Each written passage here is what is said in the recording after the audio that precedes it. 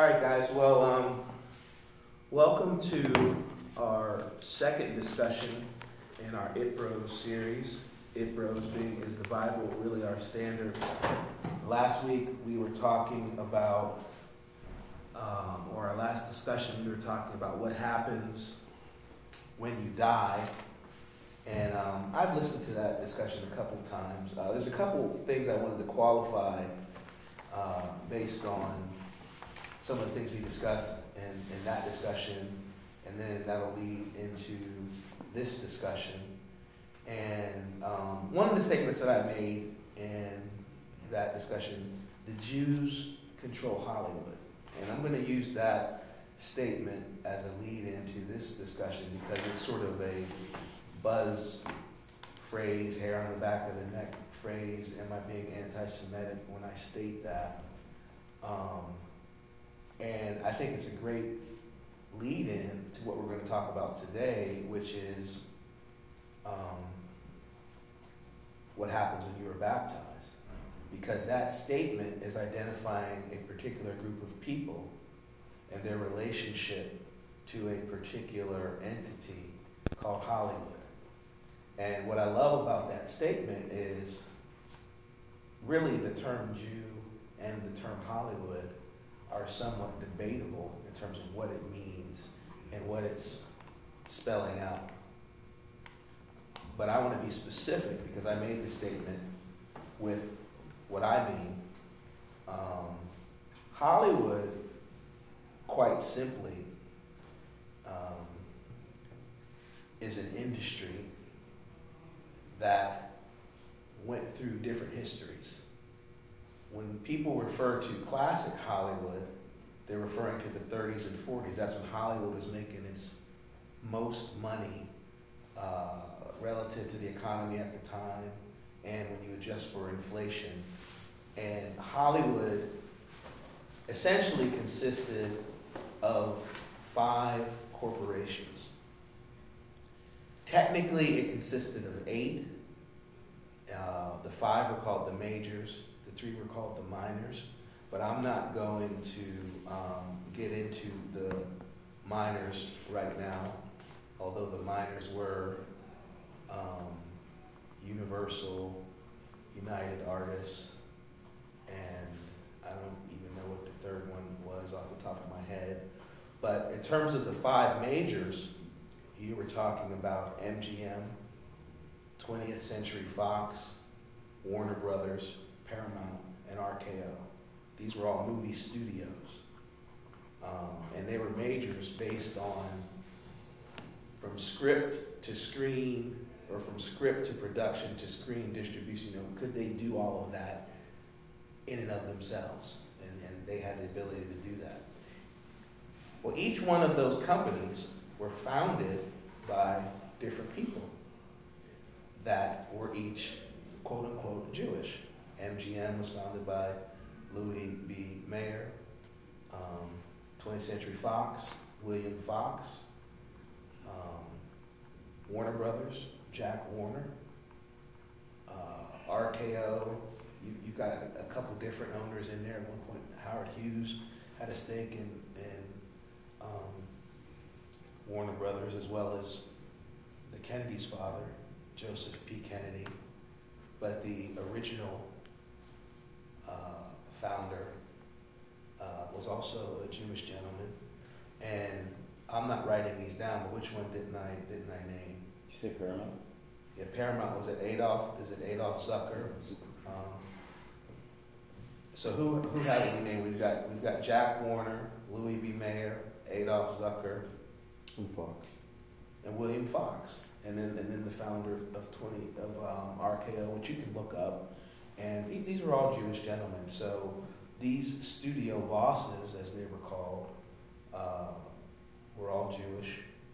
And you could say that doesn't necessarily mean anything, but I'm providing the facts to back up my statement. Now, when we talk about Hollywood today, we're not talking about classic Hollywood, because each of those bosses by the late 60s or so were dead.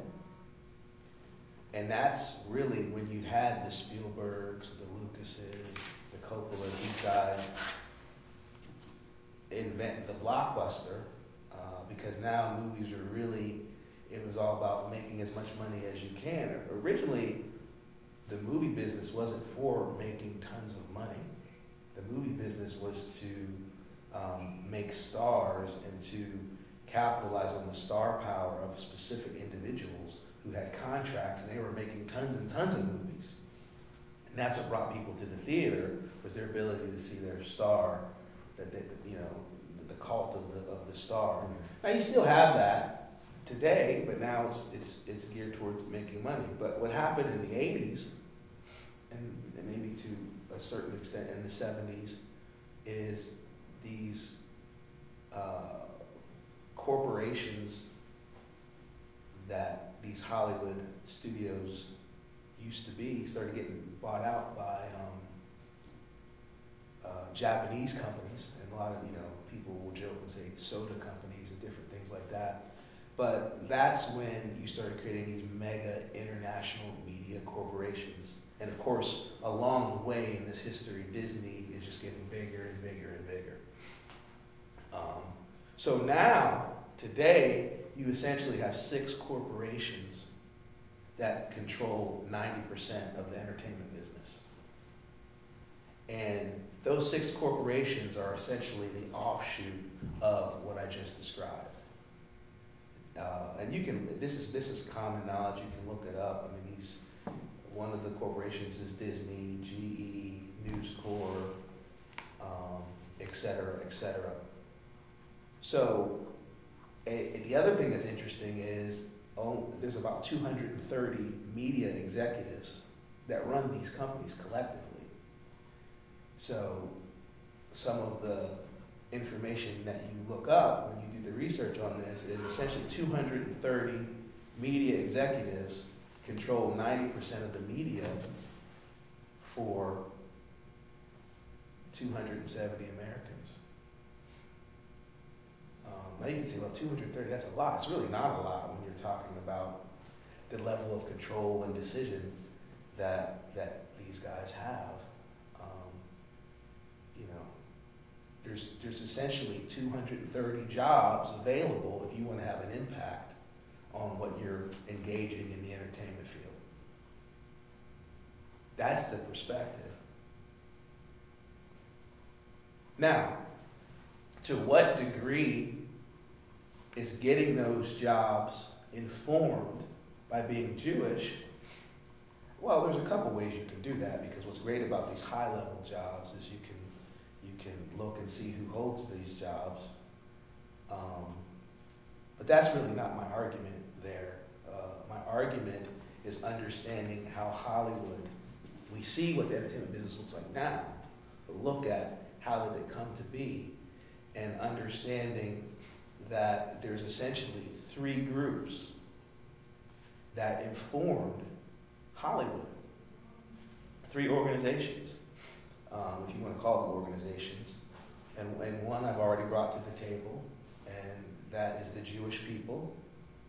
2, the Catholic Church, because the Catholic Church was the one doing the ratings on the material. And before they had the MPAA system, we had the Catholic League of Decency. So that's interesting when you have some degree of Jewish creativity meeting with the Catholic League of Decency for censorship to present media. And out of this is where you get stuff like the Hays Code. I'm not going to get into it today, but read the Hays Code and you'll really get a sense of the level of influence and power that was attributed to the motion picture. And then the final organization is Freemasonry. Now some people can say, oh, this is conspiracy theory. No, I'm presenting fact. Because when you go back to those 5 studio bosses, yeah, they were all Jewish, but they were also, at some point in their lives, they all became Masons. All 5 of them. Wow. All 5 of them. Now what's interesting is you got to look and say, well, what does that mean? Well, what's interesting about a Mason is a Mason, as part of their understanding, is called to acknowledge that there is a grand architect of the universe but they don't attribute that grand architect with being any one particular deity. So people from multiple religions can come together as Masons because the recognition of the grand architect of the universe does not specifically identify one entity. And of course, when Walt Disney becomes the mega boss that he ultimately became, he too becomes a Mason. Now, of course, he was already a Christian, quote unquote, prior to this, but this all comes to bear and where I'm going to go with this discussion, because now you have a group of people who are unable to acknowledge that Jesus is the Messiah, being the major source of entertainment for a nation. That material is being censored by the Catholic Church, but then the heads of the corporation, in other words, those with the hiring ability, are part of a brotherhood, a fraternity, that, while it acknowledges a supreme deity, it conflates that understanding of that deity in such a way that you cannot identify that deity with being Jesus Christ in an exclusive kind of a way. Now, whether what I'm saying matters or not in the grand scheme of things, that's neither here nor there. I'm just bringing all this to bear to contextualize my statement when I say that a particular people control Hollywood, because the final question you have to ask is, what is Hollywood? Because when you ask the average person what is Hollywood, they really can't tell you. They're going to think of the, Hollywood, the neighborhood, the Walk of Fame, these sorts of things. But what is it? I mean, it's, on one hand, it's a syndicate of corporations. On the other hand, it's a level of prestige. On another hand, it's a highly organized, trackable, palpable, priestly system, because they are the gatekeepers for a type of representation that is presented to other people that don't have that access.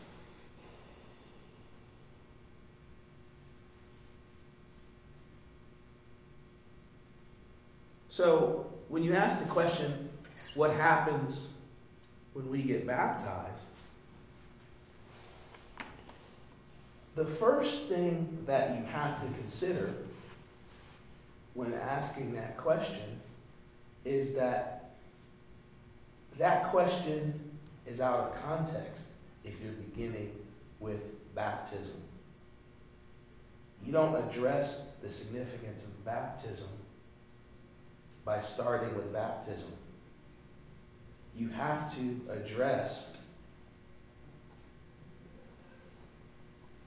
the idea of what is a kingdom.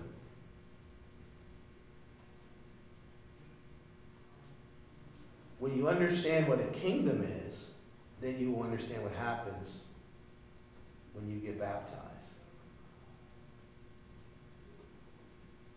But here's the thing, and this is where the Hollywood question comes into play even more. The average person doesn't understand what a kingdom is. And the proof that the average person doesn't understand what a kingdom is all over the place. The Declaration of Independence says all men are created equal.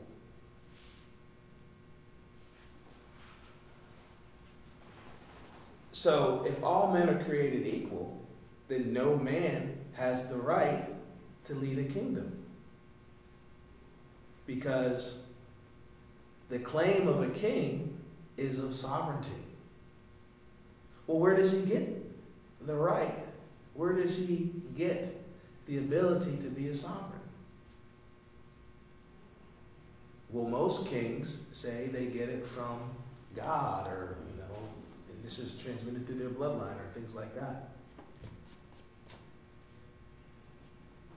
But I'm going to cut right to the chase so that we can get to the meat of today's discussion. That's all just set up, and it's all going to come back to this Hollywood question in a very, very nice way.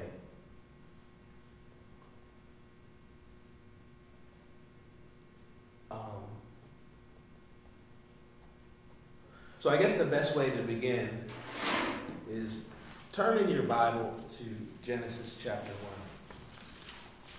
1.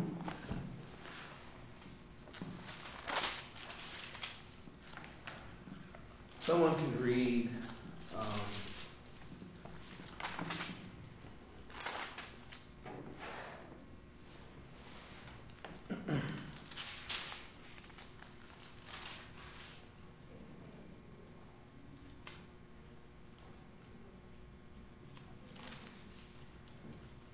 the first two verses.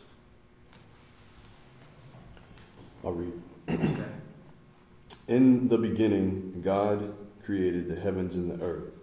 The earth was without form and void, and darkness was on the face of the deep, and the Spirit of God was hovering over the face of the waters. All right. First things first.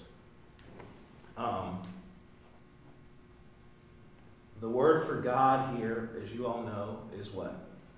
Elohim. Elohim. And Elohim means what? It's a plurality of El. It's a plurality of El. And what is El? God. God. So if this is the plurality of El, arguably this could be God's. Okay?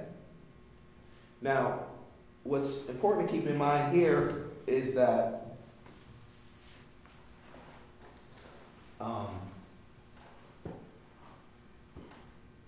and we've talked about this to a large degree, but I've had some changes and some shifts in thinking in terms of what this means.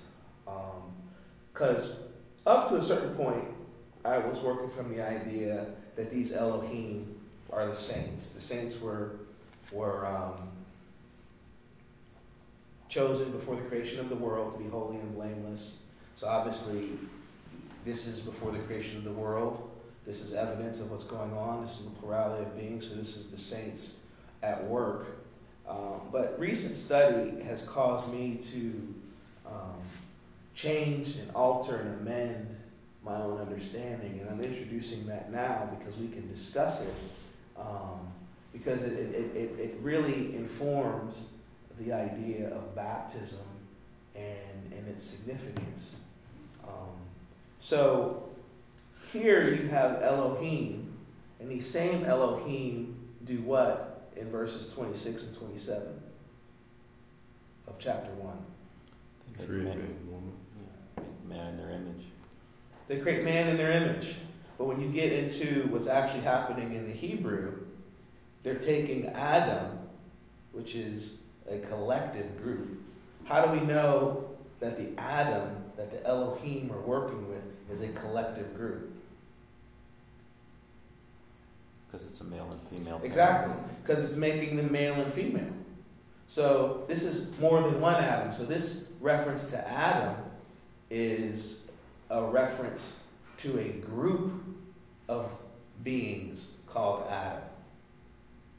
To be specific, this is a group of Homo sapiens who are part of a tribe that you could call Adam. But you don't call this group of Homo sapiens Adam. Because after the Elohim fit, form, and fashion them in their image, they're male and female. The words for male and female there are Zakar and Nekeba. They are Zakar and Nekeba Elohim in Homo sapien form. That's the image. The image that they're given is the right and the ability to be an Elohim. You follow me on that? It's zakah and what? Nekeba. Zakar, Z-A-K-A-R, and Nekeba. This can also be used for animals. There's nothing special in this. There's no hidden nut in this. This is just letting you understand that these are male and female versions of the same race. But this right here is the root of what a race is. A race has nothing to do with the color of your skin. A race has to do with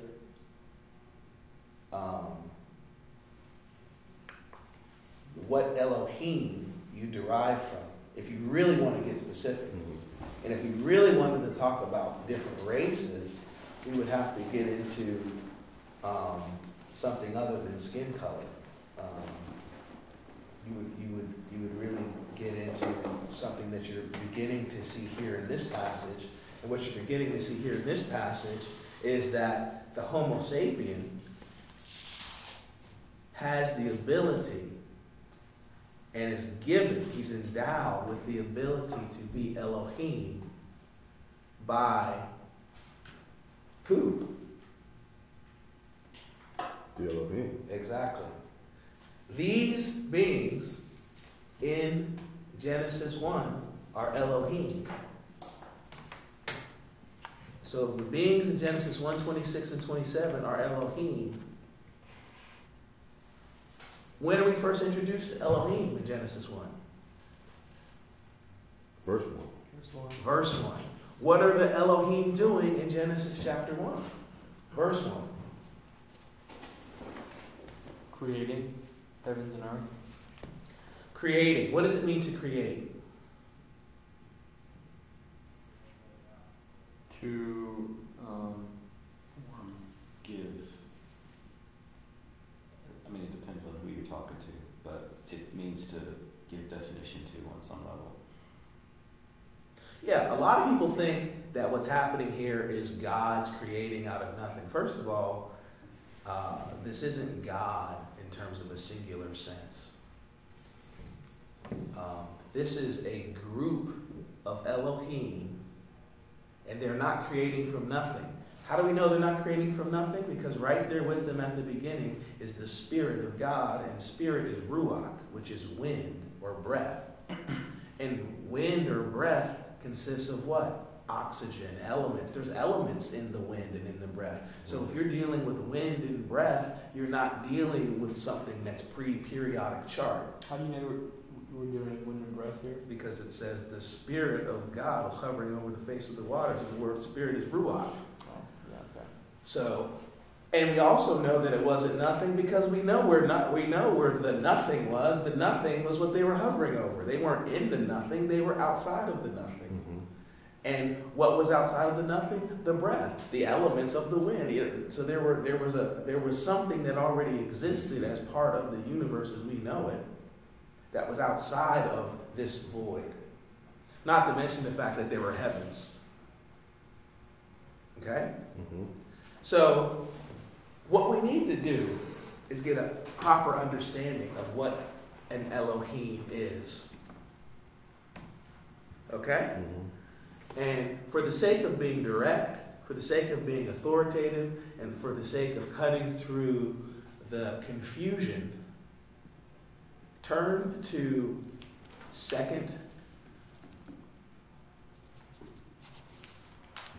Samuel.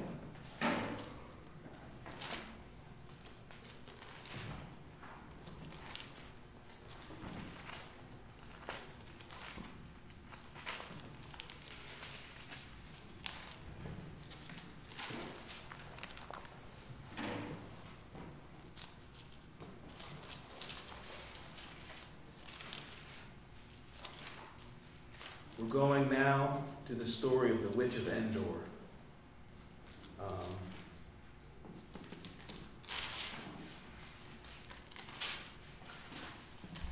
Second Samuel or First Samuel? Yeah, it might be 1 Samuel.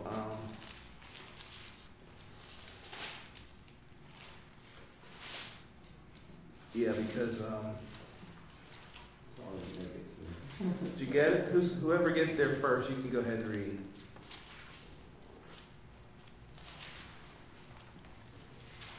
1 Samuel 20. Yeah, I'm sorry. 1 Samuel. First, go ahead. 1 Samuel 28. Just read, you said 20 what? 28. 28 or verse 20?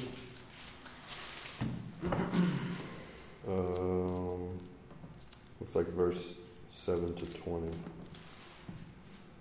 Yeah, we don't have to read the whole thing. Just read starting in verse 8. So Saul disguised himself and put on other clothes, and he went, and 2 men with him. And they came to the woman by night, and he said, "Please conduct a seance for me, and bring up for me the one I shall name to you." Then the woman said to him, "Look, you know what Saul has done, how he has cut off the mediums and the spiritists from the land. Why then do you lay a snare for my life, to cause me to die?" And Saul swore to her by the Lord, saying, "As the Lord lives, no punishment shall come upon you for this thing." Then the woman said, "Whom shall I bring up for you?" And he said, "Bring up Samuel for me."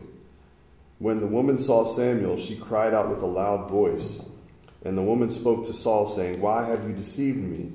For you are Saul." And the king said to her, "Do not be afraid. What did you see?" And the woman said to Saul, "I saw a spirit ascending out of the earth." So he said to her, "What is his form?" And she said, "An old man is coming up, and he is covered with a mantle." And Saul perceived that it was Samuel. And he stooped with his face to the ground and bowed down. Now Samuel said to Saul, That's good. So here's the insight. When she says, "I see a spirit," what's that word for spirit there in Hebrew?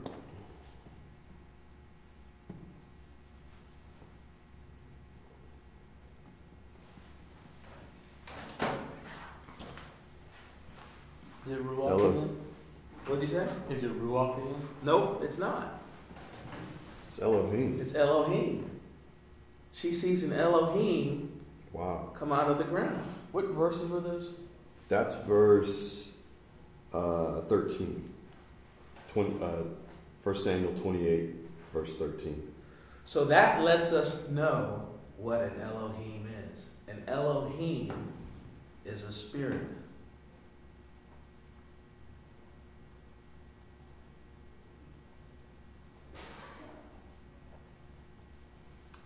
In my NIV version, it says she saw a ghostly figure, and then there's a reference down below that says or spirits or gods. Well, mine says I see a God. It just says God. Oh, really? Yeah, just I see a God coming up out of the earth. I have the ESV. I mean, it doesn't really matter what the commentary says because in Hebrew it's Elohim. Now, where the commentary is helpful is the conclusion, how you push back in terms of what the commentator says. Mm-hmm. But the fact of the matter is the same word that is used in Genesis 1 is being used here. So you have to make sense of that. What word was it again? It's Elohim. I see an Elohim coming up out of the earth. So you guys have to work through. It really doesn't change what we already have come to understand, but it informs things. Traditionally, how have we defined Elohim? A plurality of beings. What type of beings? What are the attributes of Elohim being? I've always thought Non does not have a body. I've always thought when I think of Elohim, I think of beings that can manifest in body, but they don't need a body to do what it is that they can do. That is absolutely correct. That's the definition. And there's ranks amongst them. So just because you're an Elohim doesn't mean that you're the highest Elohim. The Elohim have different ranks. Sure. There's a hierarchy amongst Elohim. But that definition that you gave is exactly correct. Well, And that's exactly why she's able to call him up. Because if you're not Elohim, when you are separated from your body, you won't continue to be able to exist as a consciousness. That's why certain humans who, when they die, that's it. mm-hmm. They cease to exist as conscious beings. And this is why you have certain groups, certain Christian groups that teach about the sleep, that the soul ceases to exist. That's actually true. If the being who, what's that? If the being is not an Elohim, when they die, they go to the spirit world. Mm-hmm. They lose consciousness. They cease to exist. That is the reality. Not all Homo sapiens are Elohim. How do you know whether or not an Homo sapien is Elohim? And this is sort of a trick question. But the answer is this. That's revealed when they get to the spirit world.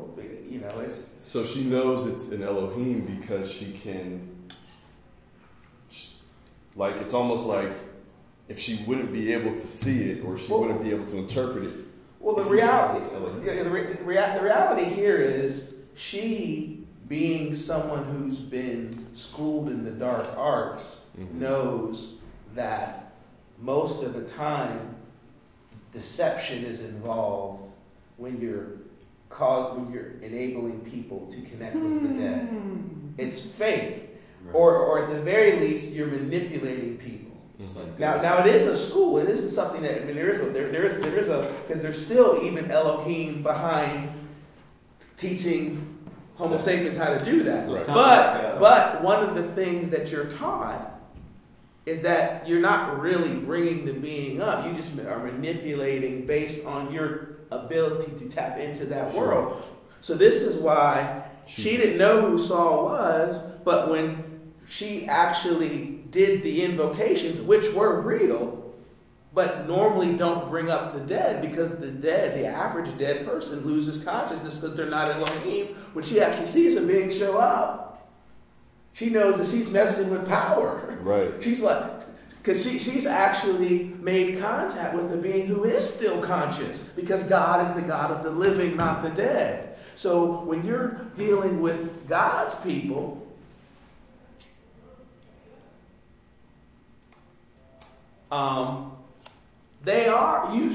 you can still contact them. That doesn't mean you should in this particular way. Mm-hmm.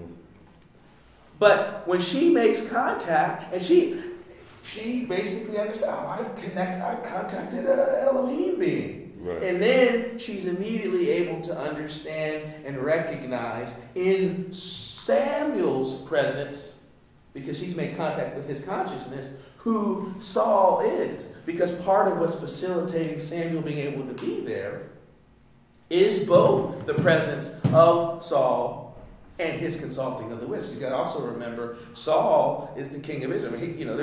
There's some power here, and this is why this is one of the principal lessons that you're able to understand from this. Your definition of Elohim is absolutely rock solid, but what's important to keep in mind is that the Elohim have rank. Mm-hmm. You said anything that can exist consciously without a body is Elohim? Absolutely.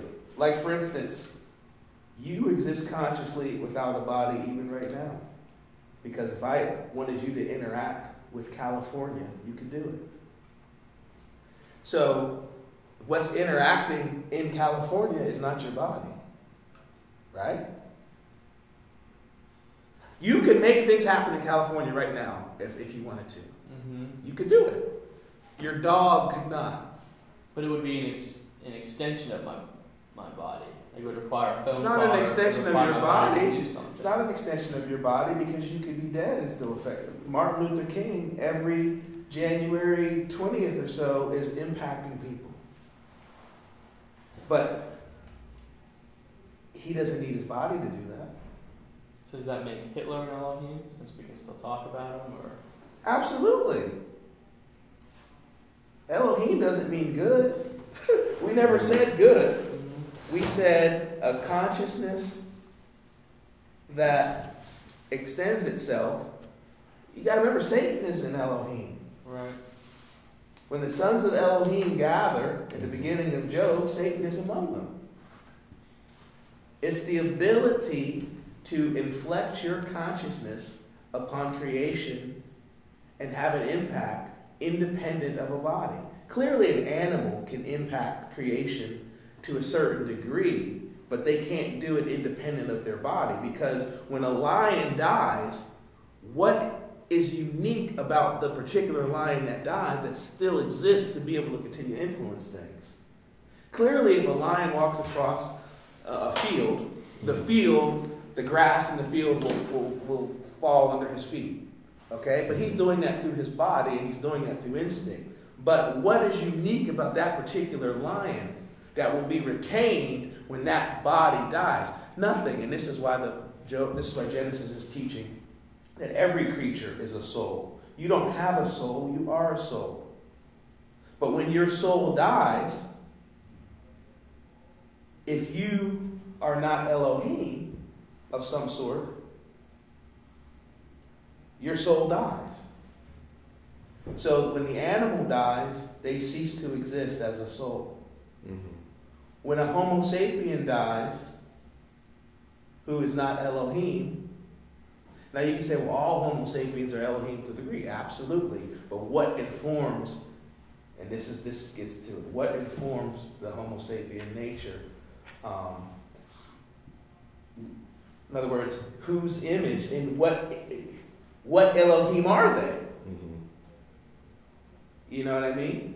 Yeah, just because you can speak and get on an iPhone and do all this, but in whose image are you when you pick up your iPhone to tell somebody that they need to go to the drawer and take out something in California? You see what I'm saying? Right. In whose image are you? In other words, once you start getting what an Elohim is, you realize that Elohim redefines our notion of identity. The concept Elohim redefines our notion of the individual.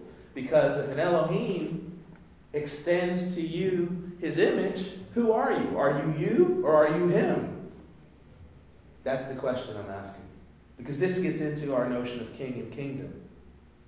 See, a king is a type of Elohim. And the kingdom is the glory of a particular Elohim. And when you are part of a kingdom, you are the glory of the king. And when you're the glory of the king, his Elohim nature is working through you, not the other way around. Mm-hmm. You're in his bosom, if you will. And if the king happens to be, say, Hitler, you might be feeling good in 1940. Right. But in 1945, Justin, to your point, how does a Homo sapien feel who's in the image of that particular Elohim? A lot of those guys committed suicide. A lot of them ran away. A lot of them. Yeah, your whole relationship to things is shifting now. Even Hitler himself, you got to remember, is in the image of someone else. This is why he's committing suicide. And this is why he feels the need to get married before he does so. This is why he felt threatened by the Jews. I mean, all of those things, what Hitler was evidencing was that there's a particular Elohim that exists independent of the body, that has a particular type of glory, a glory that's rooted in white supremacy, a glory that's rooted in anti-Semitism, a glory that's rooted in nationalism. And this is why we need to understand kingdom. That means that when Hitler committed suicide on April 30th, 1945, that Elohim did not cease to exist. And you know how we know that? Because in 1950, 60, and all, white supremacy didn't cease to exist. Nationalism didn't cease to exist. Anti-Semitism didn't cease to exist. Those things are continuing. The consciousness behind those things. Now, what you can ask is, did the consciousness get more power or less power? Because once you get that, then it gets quite scary.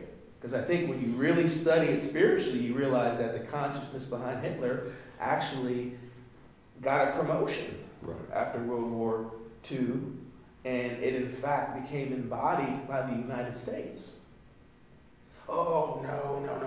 You can't tell me that the United States was dealing with white supremacy, with anti-Semitism, with nationalism. Well, we have another figure that we can speak to that certainly exposes the nationalism and the white supremacy of the United States, and that's, of course, who? Martin Luther King Jr. I mean, he proves that there was something off in the consciousness of this nation. Now, you can make the argument that we ceased being anti-Semitic, and I think there's some evidence towards that with the nation of Israel and things like that. But and that was to disjoin a whole bunch of people who have been right, there but for hundreds of years, people of color in some instances. Say that again? People of color in some instances who were in that region had to be displaced and given some of the Palestinians. Land. Well, that's the argument that you can make. You can make the argument that though anti-Semitism is gone, it's then a new type of anti came in, because you get anti-Palestinianism, and then you get even an anti-blackism, because Ethiopian Jews who are Jewish but black get mistreated in that region. Mm-hmm. So there's something from a certain argument when you get this idea. You can say Hitler, at least post World War II, Hitler shooting himself in the head, he wasn't dead. That didn't kill the Elohim behind him. Right. And that's to your point. And that ties together what we're talking about with kingdom. So when you realize that this is what an Elohim is, guys, how does it inform our reading of Genesis 1?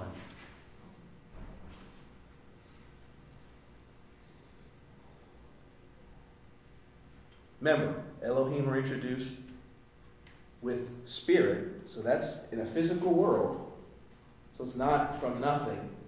Then they're making a group of Homo sapiens in their image. So what I would think natural from this is you've got breathing beings who are taking males and females and forming them in their image. So these are breathing beings who are forming nation, they're forming territory, they're forming... Well, they're not breathing beings when they're taking them in their image, they're Elohim. Elohim is, to be a breathing being, it requires a body. And Elohim doesn't need a body. So, aren't they a part of the Spirit of God hovering over the waters?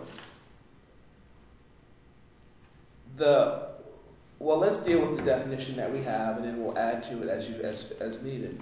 If an Elohim doesn't need a body, he's not a breathing being. He's not a Chai Nefesh necessarily. He can be it, because remember, when we think of body, what we typically say when we say body is Chai Nefesh.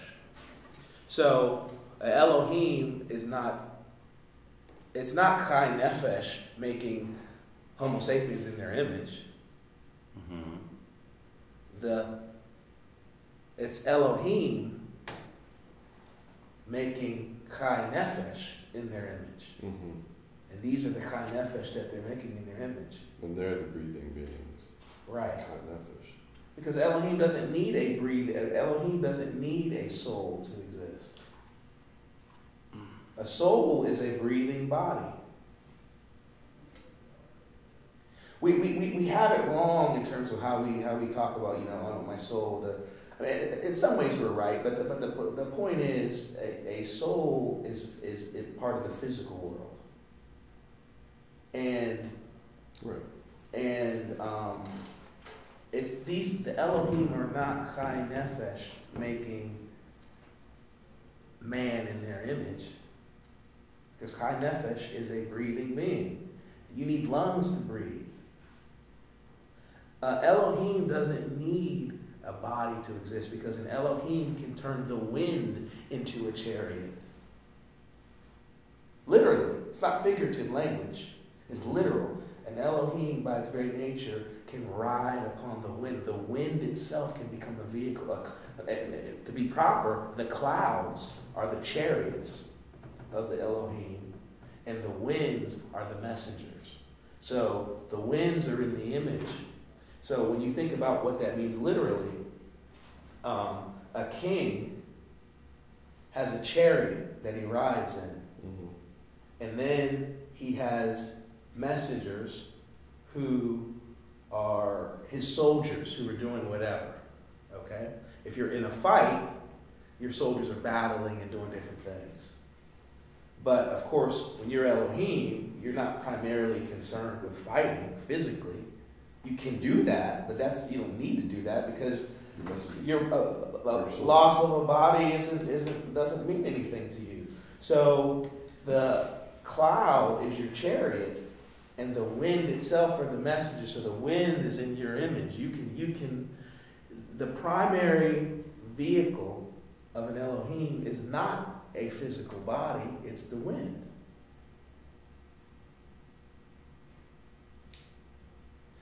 You said the primary vehicle. In other words, to go from one place to another in creation. Right.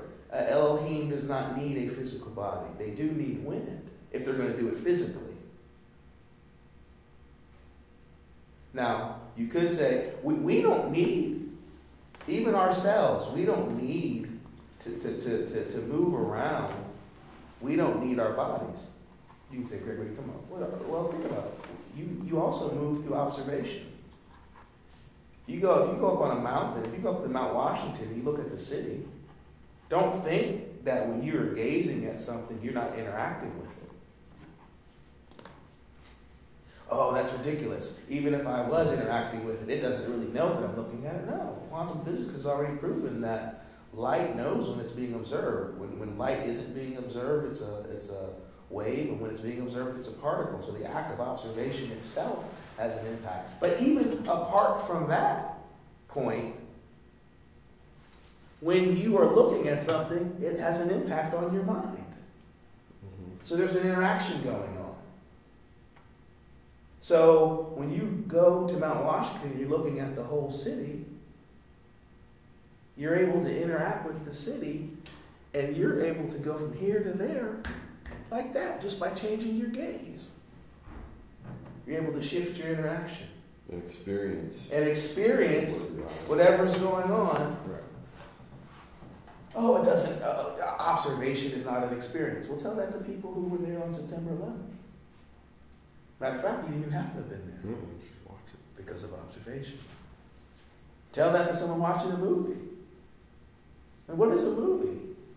Is it the disc? Is it the film? Is it the experience that you get from? I mean, what is it? I guess the question would be: is the thing being observed having an experience, or is the observer the soul? Well, we know physically that it's having an experience. That's what quantum physics proves. But you interacting with something is not contingent on its awareness of you. If that were the case, then the whole possibility of God would not be there. An animal does not know and is not aware of your experience. Some animals can't, because remember, insects are also animals, don't even have the capacity to comprehend who and what you are. Okay. So what I seem to be reading here is that you've got these beings who are operating from a higher plane, which seems to be the Spirit of God. They, at some point, they are acting as observers or watchers of these males and females who they then form in their image. Now, are these males and females aware of this interaction? Or is it just the Elohim that are aware of this interaction? Well, they're aware of it to a degree because they become Elohim. They're not just in the image. To be in the image means we are going to make you Elohim like us. That's what it is. It's not you're going to look like it. No, you, like us, are going to be Elohim. So we're going to extend our Elohim nature to include you. The signature of being an Elohim, Andrew already told us what it is. It's what? It's the ability to continue to exist independent of the body. These beings were endowed with the ability to communicate with Elohim as Elohim. So if they weren't given the ability to be aware of the Elohim, they wouldn't be Elohim. Because one of the primary necessities of being Elohim is the ability to... Right, and then... And the other thing you got to remember is, it's not like they're getting a duplicate, less valuable version of Elohim nature. They're given Elohim nature. So it's not a copy. They're given the very same thing that the beings that aren't in the creation have. So then these males and females are Elohim also. That is exactly what's happening. They are being made Elohim. Absolutely. Now, are they? Now we get to the granular aspects of it. Are they Elohim at the end of this process? During this process, it answers itself. If it's a process, then it wouldn't be until the end, because it's a process of making them Elohim. Okay. So if it's a process of making, and it's not a process. I'm just going with your point. Maybe it's not. They think about it. If I communicate with a being, the minute I make contact, if they're able to be what I am, my making contact is when they became what I am. If you take a human baby and put them in the woods, they always had the capacity to express whatever civilization they come in contact with. Tarzan. But it isn't until they get in contact with the civilization. So you can say, well, when did the process of civilizing happen? I mean, it happens the minute they made contact with what they ultimately are able to express. Now, what you're really getting at is, are they all able to express this to the same degree? And that's really the issue. And the answer is no. They express this. They because the Elohim themselves have rank. They by nature would reflect that. And you see this still at work today. But I don't want to skip till today yet, because everything that you're asking, it's metaphysical when you're talking Genesis 1, but as Genesis continues, the evidence of Elohim becomes non-debatable. So the moment an Elohim makes contact with a male or a female, that first contact is transformative, and then they themselves are caught up. If the moment they make contact with a Homo sapien, because male and female, dogs and cats also exist. I'm sorry. Why is a dog or cat? Because you got to remember, it's not just let us make men and women like us. It's the realization that the Homo sapien has the ability is like them. It's to hold their frequency. To be right. So once you realize that a being can get you, what do? You invest. This isn't just we touch you, and now you're different. You as Homo sapien are different from the cat and the dog. No, we already know this. The Homo sapien is innately distinct from the cat and the dog. But the evidence of that is the fact that the Homo sapien has the capacity to be Elohim. That's true with all Homo sapiens. So then you could say, well, then naturally the Homo sapien is Elohim. No, the Homo sapien is not Elohim by nature. A Homo sapien has to make contact with Elohim to be Elohim. If you put a Homo sapien in the middle of the woods and he's around nothing but animals, he's not going to be Elohim. Not yet. So it's incumbent upon the Elohim to make contact, not so much the Homo sapien. Well, Elohim is the consciousness. The Elohim is the intelligence that one is expressing when you recognize someone as Elohim is the Elohim. So if they don't have, it's like a baby. A baby, you wouldn't say that a human baby is not intelligent, but a human baby can't do the certain things that are evidence of that yet. And if an adult was limited to the potential of the baby, you would say that that adult had all kinds of issues. You'd say not Elohim. Interestingly enough, though, the human baby, like Adam in the garden, is gifted with this phenomenal ability to automatically, innately recognize spirit. That's why they learn languages so quick. And we lose that because and you know why you lose it?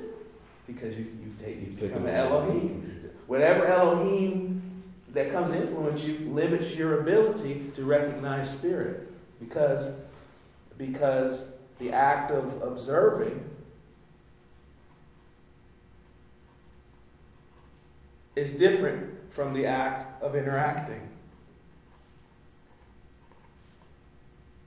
Adam was not given the charge to rule, despite what people say. Et ha'adam, the man in the garden, was not given that charge. He was given the charge to name, to observe, to identify the spirit and the spirits that were at work in the living creatures, including the Nakash, which really is the spiritual name for this particular species that we're identifying in Genesis 1. The sons of the Elohim. That's what they're called. They're called the Nakash. So this serpent that's tempting woman in the garden is in fact one of these males that's in the image of a particular Elohim. And we know from Revelation what Elohim, this particular Zakar, Nakash, was in the image of.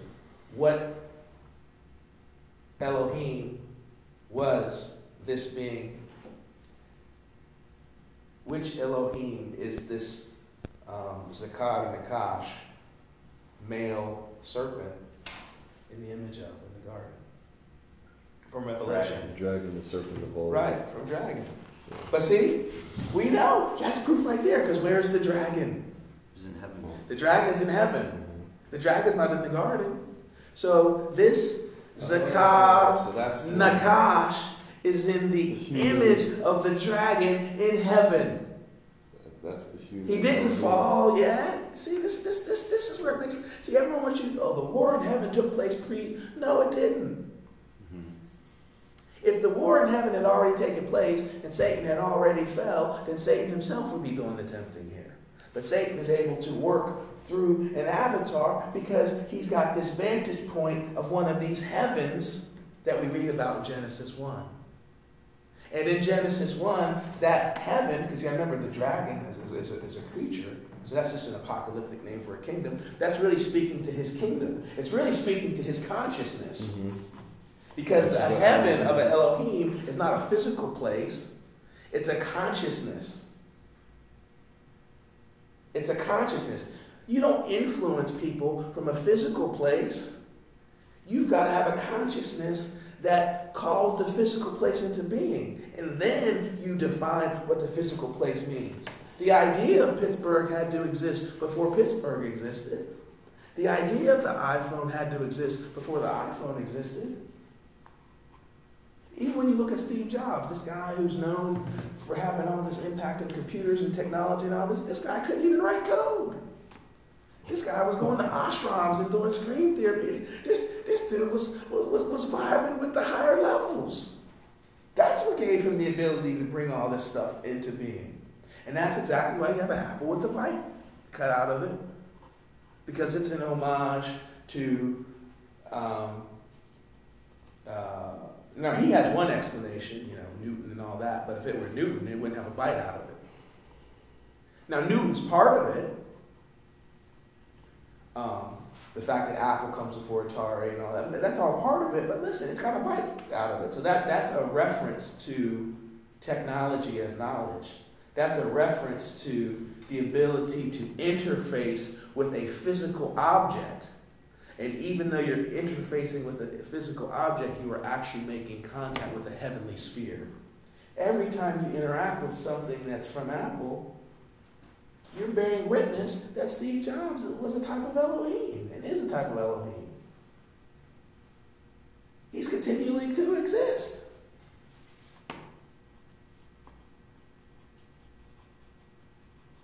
It gets even deeper, really, because you go into a city. What do I need to be successful? I need a job. And you get into all of this almost as if interacting with a city physically is the same thing that you're doing when you're interfacing with Apple technology. In order to situate yourself in the city, you need resources, so you need what's called a job, a singular version of what this guy's who ultimately created a new way to interface with a new space. But the space really isn't new. He just now makes this space existence indisputable. 30 years ago, if I told Justin he could affect California, he'd say, yeah, but it's slow, it's not instant, you gotta go on the phone and the telephone wires and call the operator and dial-up connection. You gotta pay money for long distance. And so, because you have to go to all those checkpoints, because those are all those other kings that you gotta pay homage to in order to do that, you wouldn't understand that you yourself have the ability to have immediate influence in the interfacing. It's not that you don't have the ability, it's just that there's all these other kings you got to pay homage to before you get there. The ability to do it instantly was always there. So if you can convince someone that something is impossible by putting a lot of roadblocks in their way, suddenly somebody can think something that's as simple as walking through the park is difficult because you've created arbitrary obstacles to something that in another dimension is simple. Think about it. My wife is white. My children are mixed, quote unquote. I'm only using this terminology for the sake of the point because I don't like this terminology. But just us being a family is fun. It's great in this day and age. 30 years ago, it was revolutionary. It was radical. Our lives are in our hands in certain places and probably challenging in all places in this nation. Just making a statement, even to this day, in certain areas, walking down the street or walking in public with my wife creates an impact, and you can sense the ripples with people.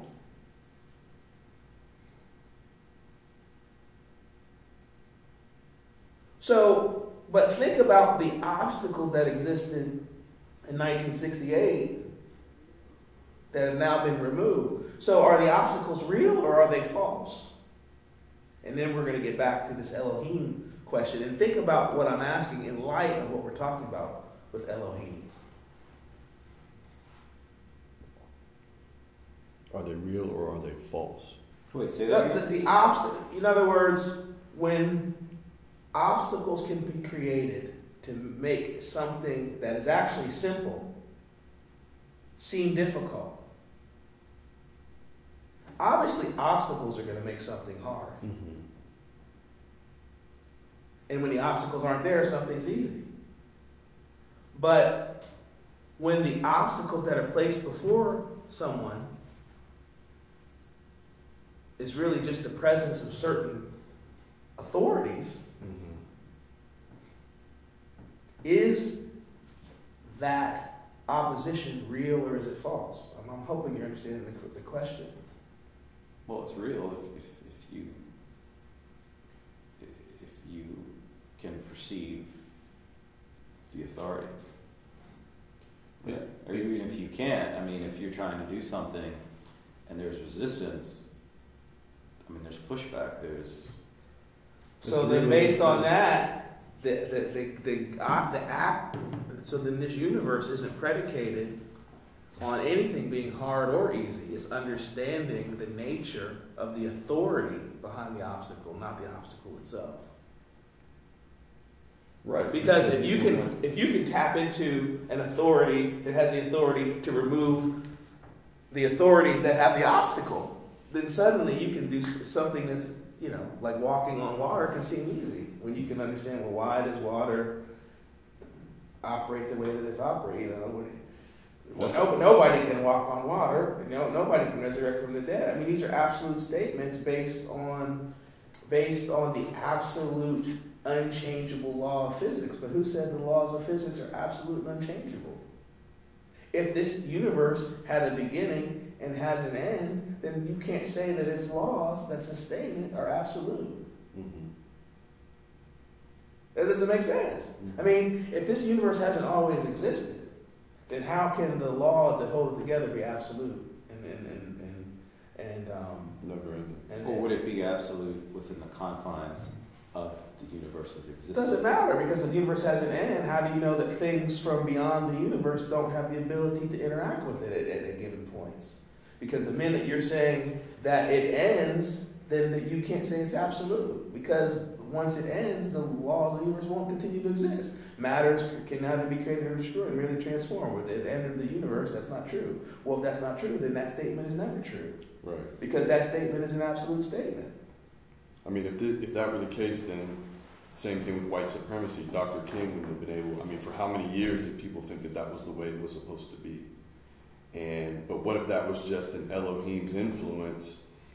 Time began to run short. Here comes Dr. King working through another Elohim, or another Elohim working through him, and is able to usurp that idea, and everything moving forward changes. So, well, that would be an argument. I'm talking about right, gravity. But why is it? But you can only speak to that as you can as a human say that will always be the case. But we already know that that's not always the case, because that's only the case relative to the earth in certain situations and circumstances, because gravity is not absolute. And we already know that from observation. Yeah.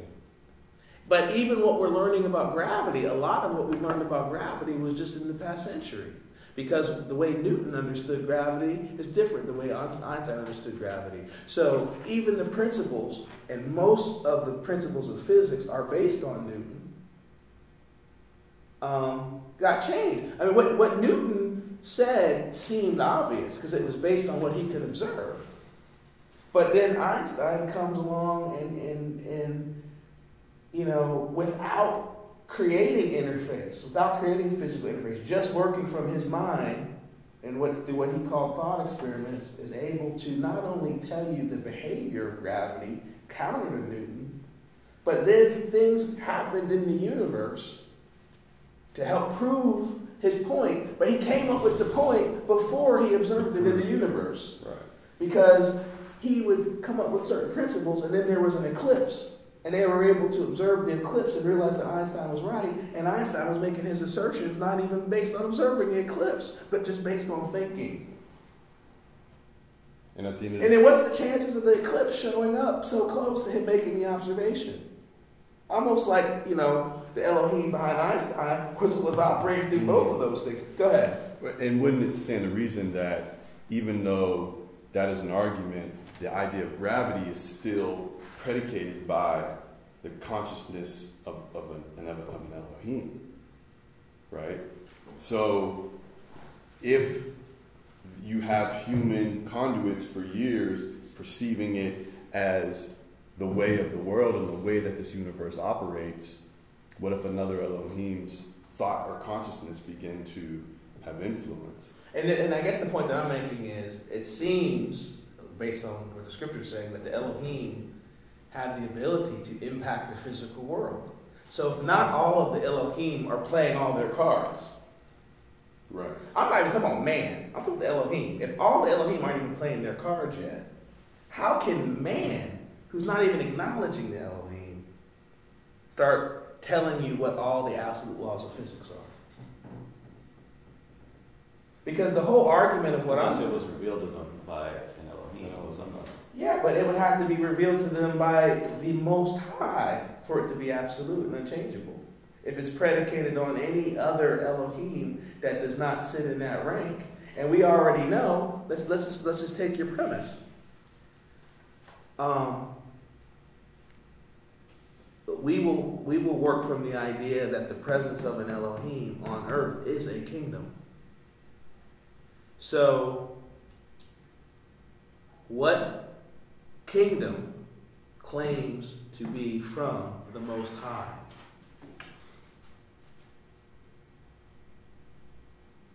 I mean, a lot of kingdoms. Exactly. So now your point is confounded, because you are saying, what if an Elohim gives us absolute science and laws?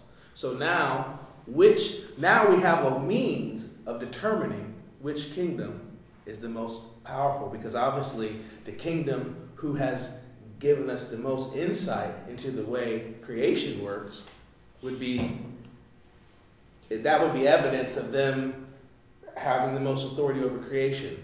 So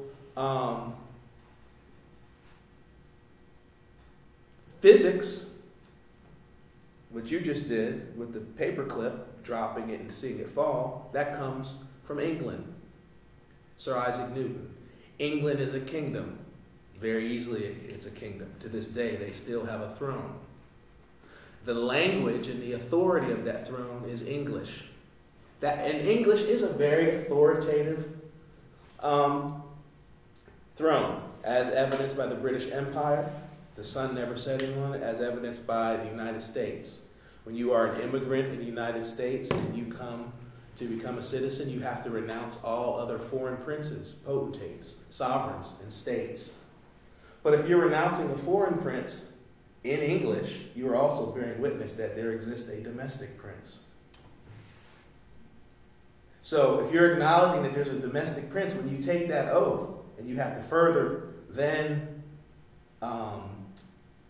pledge to bear arms, if required by law, you are now bearing witness that the prince, the Elohim of the United States, is a prince, and that this prince is so important to you that you will defend its laws, as expressed in the Constitution, with violence. So we now know that historically, the prince of the United States defeated the Prince of England with the statement, all men are created equal. Now, in the Declaration of Independence, what's stated is that any prince whose nature is tyrannical should not be a prince. In the same document where it says all men are created equal, the Native American is referred to as the merciless Indian savage. Now I'm going to show you how deceitful the Prince of the United States is. If all men are created equal, why are those who immigrate into the United States forced to acknowledge a prince? Oh, no, we're not forced to acknowledge a prince. Oh, yes, you are. Because it doesn't say to forsake all princes. It says forsake all foreign princes, acknowledging that there are domestic princes. The further evidence that there's a domestic prince is the fact that you have to commit to defend the territory by violence. In other words, if you're not willing to defend the territory by violence, you cannot get citizenship if you were not born here. But the ultimate evidence is the fact that citizenship in this nation did not bring equal rights to all of its citizens. The civil rights movement proves that. So that lets you know that there's a distinction. There's something distinct in being white in this nation than from being something else. Now, I'm not going to get into all the nuances, but see, in Elohim language, we already know that what goes up doesn't have to come down. The military of the United States' greatest boast is what? The atomic bomb. Fire from heaven. Now, the atomic bomb, fire from heaven, was able to come into existence because of the overturning of that statement by England. Thanks to Einstein, Oppenheimer, these guys. So now you have an Elohim who's coming to the table with greater claim. And he even brings with him Nazi scientists. This is what the United States does after World War II. So as an Elohim, all of these things are coming into play. But here's the component that you got to look at. Now, what is the United States saying about physics? And all of Einstein's findings can be attributed to the United States. But what's interesting is they could also be attributed to Germany. They could also be attributed to the Swiss and the Jews. You know, it's very interesting how that goes. Mm-hmm. Because on earth, there was a world war. But you got to remember, in heaven, there was something else going on. There's this prince that has shown up that's doing stuff that these other Elohim are like, they're having to submit. This is described in the Bible. Who can make war with the beast? He's calling down fire from heaven. This happened, guys. This isn't science fiction. Hiroshima and Nagasaki happened. That's fire from heaven. Where did those bombs come from? The skies. The technology that those bombs are based on is not based on what goes up must come down. What goes up must come down is understood by the most basic person. But why can't Iran create an atomic bomb? If it was based on what goes up, what comes down, all you got to do is observe, then the Iranians would have nuclear weapons. If the technology to create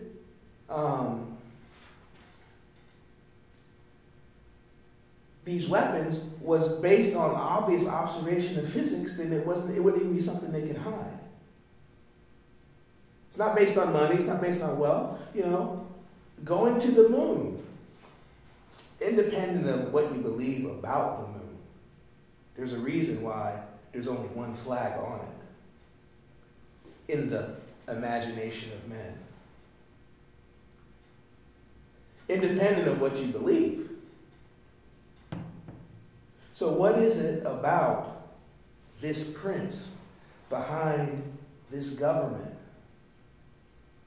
that he's able to make these claims? Now, to your point, though, what does this prince say about, what can we learn from this prince about science? Because you know where I'm going next, because we already know he's not the highest prince, because he defends himself how? Right. And how do we know that the highest prince will not defend himself by violence? First of all, there's another prince that you guys have already mentioned that challenged the military of this prince. Right. How did MLK challenge the military, not just of this prince, but of the entire 20th century? He used the Sermon on the Mount. He used the Sermon on the Mount to do what? To wage war. To wage war. How do you wage war with the Sermon on the Mount? Did it work? I mean, was it scientific? Was it duplicatable in a laboratory? You know, it was duplicatable in a laboratory because Gandhi did it first, and then and then King duplicated the results. That proves that something's scientific. By definition, that's the definition of scientific. Am I wrong? You're able to do so. I love the way this particular Elohim works, because just to confound people that wonder, well, it really wasn't a science experiment. Well, Gandhi calls his autobiography, something to the effect of the story of my experiment with truth. You know what I mean? Like he even, you know what I mean? So he waged war with the Sermon on the Mount. And what were the effects? Was he able to defeat a military that can call down fire from heaven? Mm-hmm. He was. Tell me more about that. Well, I've always thought of it as the only reason you use violence as your means of war is when you don't fully understand that the body, you're not limited to the body. And who understands that you're not limited to the body? Who understands that by definition of our definitions? Not to be redundant. Well, the Elohim. Right. So if you don't understand that you are not, let me get the negatives right. If you don't understand that you are not limited to your body, what does it prove? You're not an Elohim. Exactly. The signature of who's Elohim is not is real easy. Do you believe that you exist independent of your body? Not do you claim it, do you believe it? Because the ultimate proof of how you believe it is how you face death, quote unquote. Because you know that death isn't really real. Mm-hmm. A being who isn't limited to the body, if you're dealing with the true Elohim, mm-hmm. What is that? Right. Now, go ahead. I'm just thinking I've always thought as you were speaking earlier, the principality or the prince of the United States, because I guess I've always thought about that being as an Elohim of sorts, because of the authority that the United States has had for so many years in, for lack of a better term, in Hades. But now I'm like, well, why is the gun and the arms and the military such a big proponent of that authority if this being was truly Elohim? Well, here's the thing. The Elohim means it's twofold. Yes, an Elohim understands that they are not limited to the body. Okay? But think about it. An Elohim, to your point, that's an Elohim that is so invested in protecting the physical realm. Mm-hmm. What does that tell you about that Elohim? An Elohim that's willing to kill to protect its presence in the physical world. I guess I'm thinking also in terms of... If it's actually an Elohim, go ahead. I'm thinking in terms of Psalm 110 when it comes to David, because, as the Lord's anointed, he does some fairly intense violence to the enemies of Israel to protect Israel. Yeah, but David is a human. He's a Homo sapien. David is in the image of an Elohim, and your Psalm 110 proves it. Right. Because he says, the Lord says to my Lord. So David is in the image of a being in heaven who's being set apart amongst the other Elohim to be in the order of Melchizedek forever. So David is a son of that particular Elohim that was set apart. Which would make him an Elohim on some level. No, it makes him Elohim and it makes him Elohim on every level. Right. He's an Elohim. But the point that I meant, but you're talking about what he's doing in the body. What he's doing in the body is in the image of an Elohim on behalf of the Elohim that's been set apart. Yes, just because Jesus says, in my kingdom, you don't need to fight, doesn't mean that the consciousness can't fight. You see what I'm saying? the angels are commanded to worship the Elohim who's set apart in Psalm 110. So every single thing that happens in creation is to the glory of the being set apart in Psalm 110. The point that Jesus is making in the Sermon on the Mount is, if you want to be set apart with me, I'm sharing my rank. Right. If you want to be set apart with me, you won't have to fight.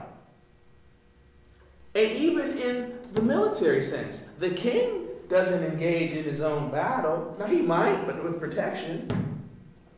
But the more fortified he is as a king, the less he's going to engage in battle. Matter of fact, the reason why he fell, quote unquote, with Bathsheba is because he was not at battle while everybody else was. And then he called Uriah back from battle. So what I'm getting at here is this. David clearly did many, many violent things. You can't look at this and say, if an Elohim who has access, because he's not limited to one body, that means he has access. We've got to look at what it is. That means he has access to multiple bodies. An Elohim who has access to multiple bodies is greater than the individual bodies. And that Elohim is trying to influence creation in a particular way with those bodies that he's been given. Probably doesn't want to lose any of the bodies ultimately, but will make the necessary sacrifices as it sees fit to preserve, and that's a good point, to preserve what? To preserve, what's it? What's that? The rest of the body. Well, from Genesis 1, what did Elohim invested in? They're invested in this, in the continual expression of their own image. Because guess what happens? If you're surrounded by a bunch of gorillas, you're probably not going to be too fired up if you're Elohim. Mm-hmm. At the end of the day, not that you can't have a certain degree of influence over the gorillas, but the ability to ultimately communicate, commune, and share in your image, you're not going to have that. So now you're understanding this idea of kingdom. This is a very,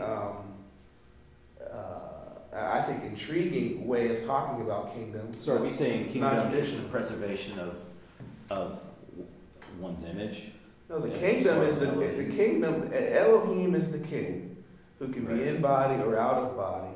Mm-hmm. The kingdom is the sphere wherever that Elohim, the glory of that Elohim. Yeah, wherever that Elohim can be reciprocated, can be inflected, to use a Joseph Campbell term. In other words, can be recognized, inflected, where it's welcome, where it's... Okay. The main evidence of Elohim nature is language. This is why at the Tower of Babel, you have, after the flood,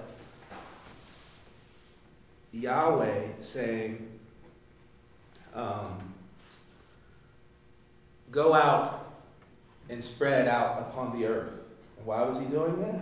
Because by spreading out upon the earth, it would expose and reveal whatever Elohim was at work with you. And that would be to the glory. It'd be a type of judgment, but it's not. It just is what it is. That would just be the realization of the Elohim. Right. But then man, and really technically a particular Elohim, influenced man to say, no, we're not going to spread out, because obviously, guess what? That's evidence that there was an Elohim amongst man that didn't want to be exposed. No, let's stay together and build a tower to the heavens. So that also lets you know there's an Elohim trying to get back. Space shuttle, moonland, trying to create some sort of... It doesn't mean that the tower literally had to go to the heavens, but this creating a antenna, because we know that you don't have to physically connect with the place that you're going. You just have to facilitate conduction. Mm-hmm. So this was disobedient to what Yahweh said.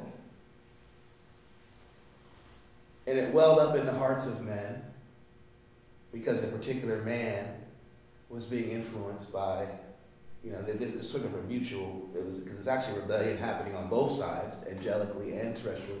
So check out what Yahweh does, because this is the key. He says, all right, you're going to disobey me? Man? Well, I was giving you the opportunity to fully express your Elohim nature on the earth.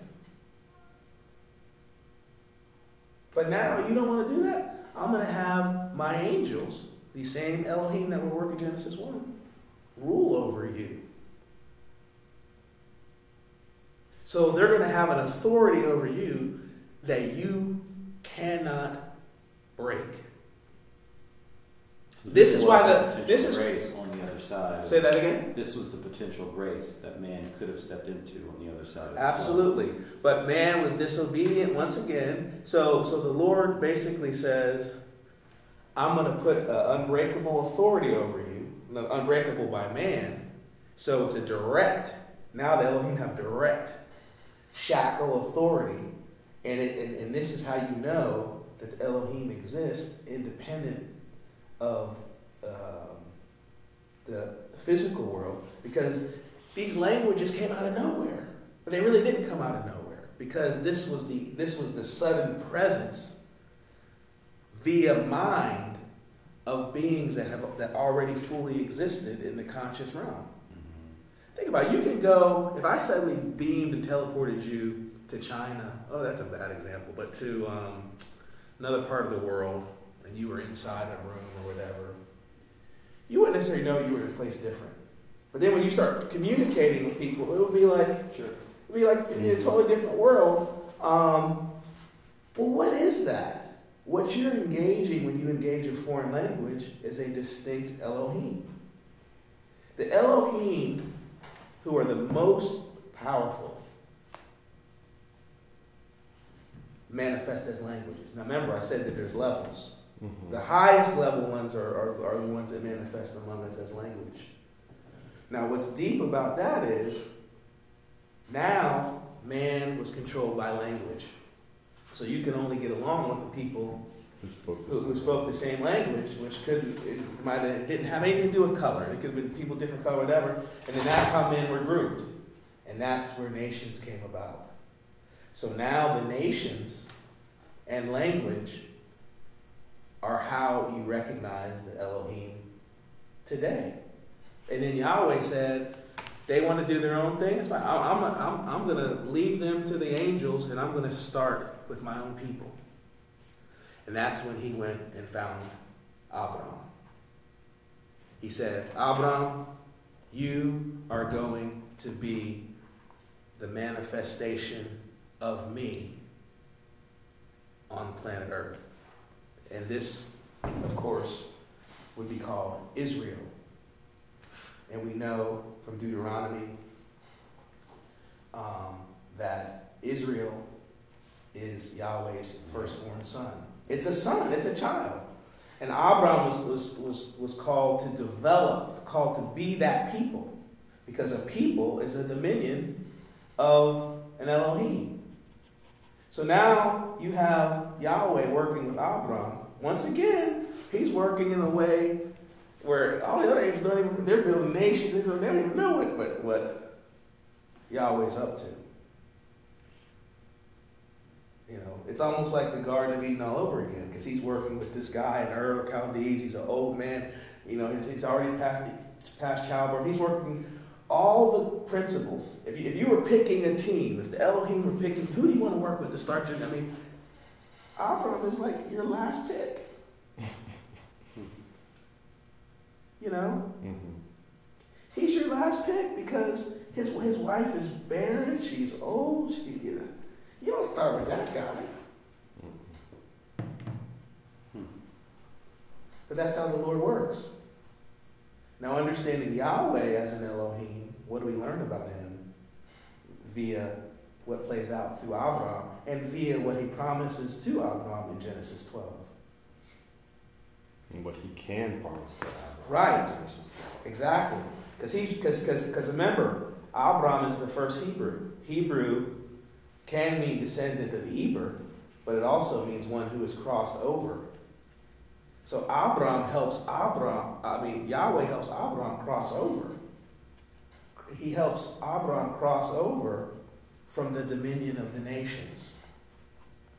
He helps him cross over from the dominion that was put over the nations at Babylon. Because prior to Yahweh engaging Abraham is under the dominion of Ur of the Chaldees. And this is attested to by his relationship to his father. So go ahead. So you think he understands the comfort that Yahweh can provide, or he learns of the comfort that Yahweh can provide in contrast to the Elohim of Ur of the Chaldees or any other Elohim out there? Well, he already understands the futility of the dominion of the nations, because Ur of the Chaldees were pretty heavily invested in the study of these various entities. So he remained open, and when Yahweh showed up, he responded. So remember, he's communicating with a literal being. He's out in the sky, looking.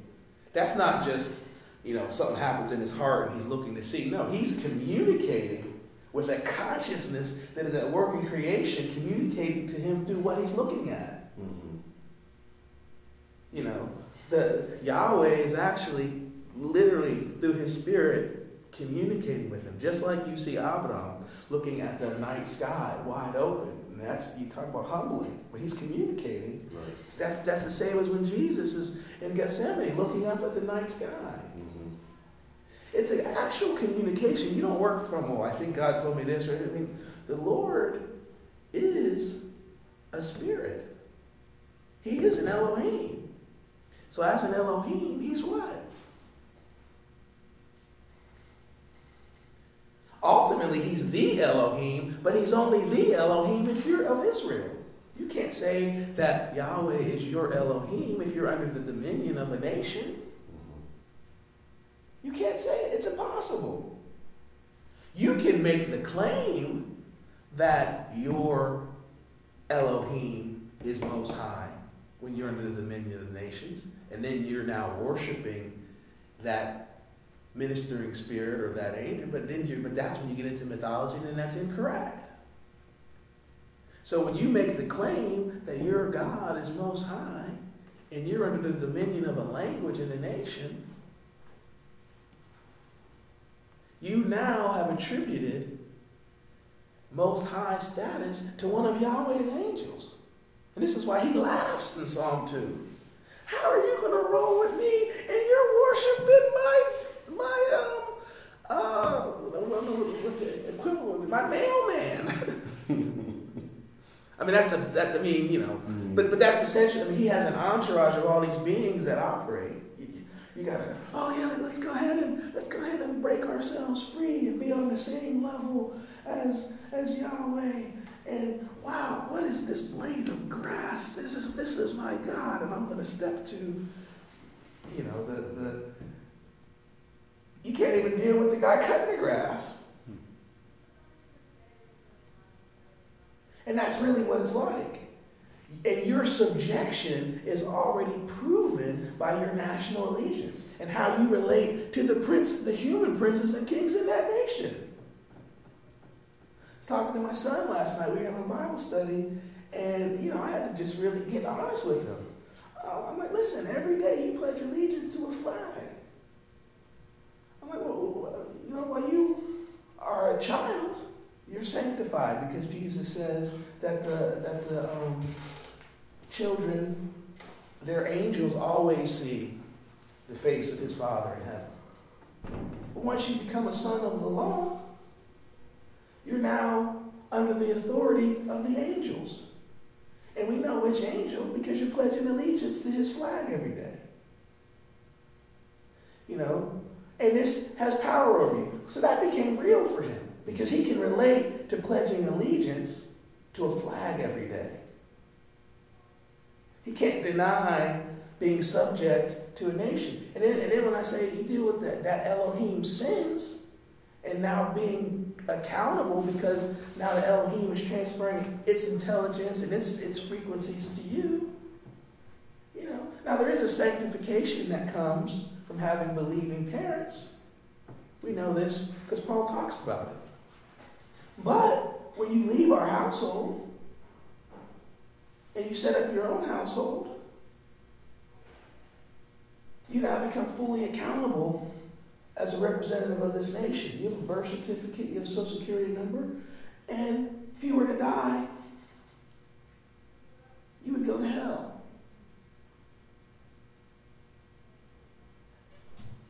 Because of the judgment on that nation. Because that nation doesn't have the ability to atone for its own sins. Apart from the Lord, apart from Jesus. So how does one come in? Well, you have to cross over. You got to come out of the nation. And you pledge allegiance to the nation. You know, that became very clear to him. And he understands his need to come out now of the United States, to come out of the dominion of a particular prince.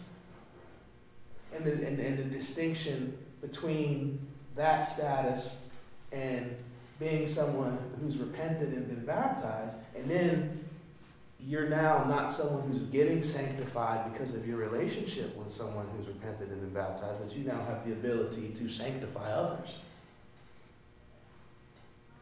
to set apart, because you share in the Son's nature, because the Son is a priest and is a king who's been set apart from amongst the Elohim as an Elohim that can never lose his place, and as an Elohim that all the other angels are commanded to worship. Not obey, to worship.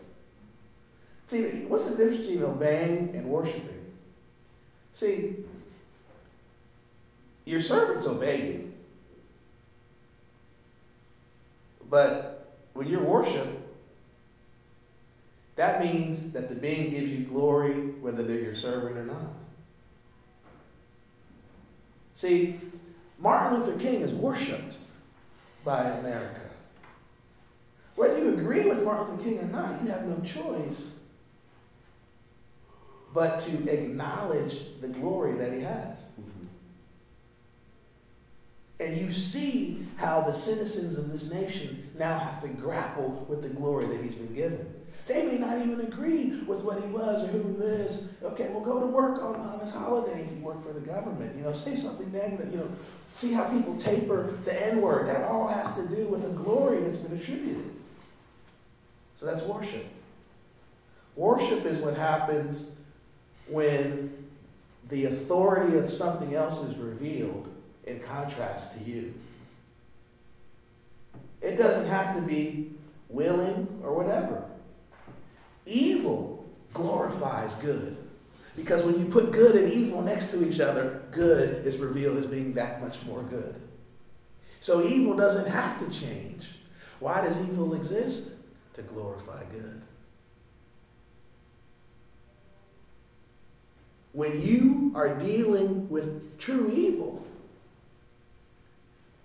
nothing glorifies good better than that. Oh, well, no, that's crazy. It's sad. No, it's not. Because when you're dealing with pure evil, you have a choice to either get with that evil or to get with the good. And when you make that choice,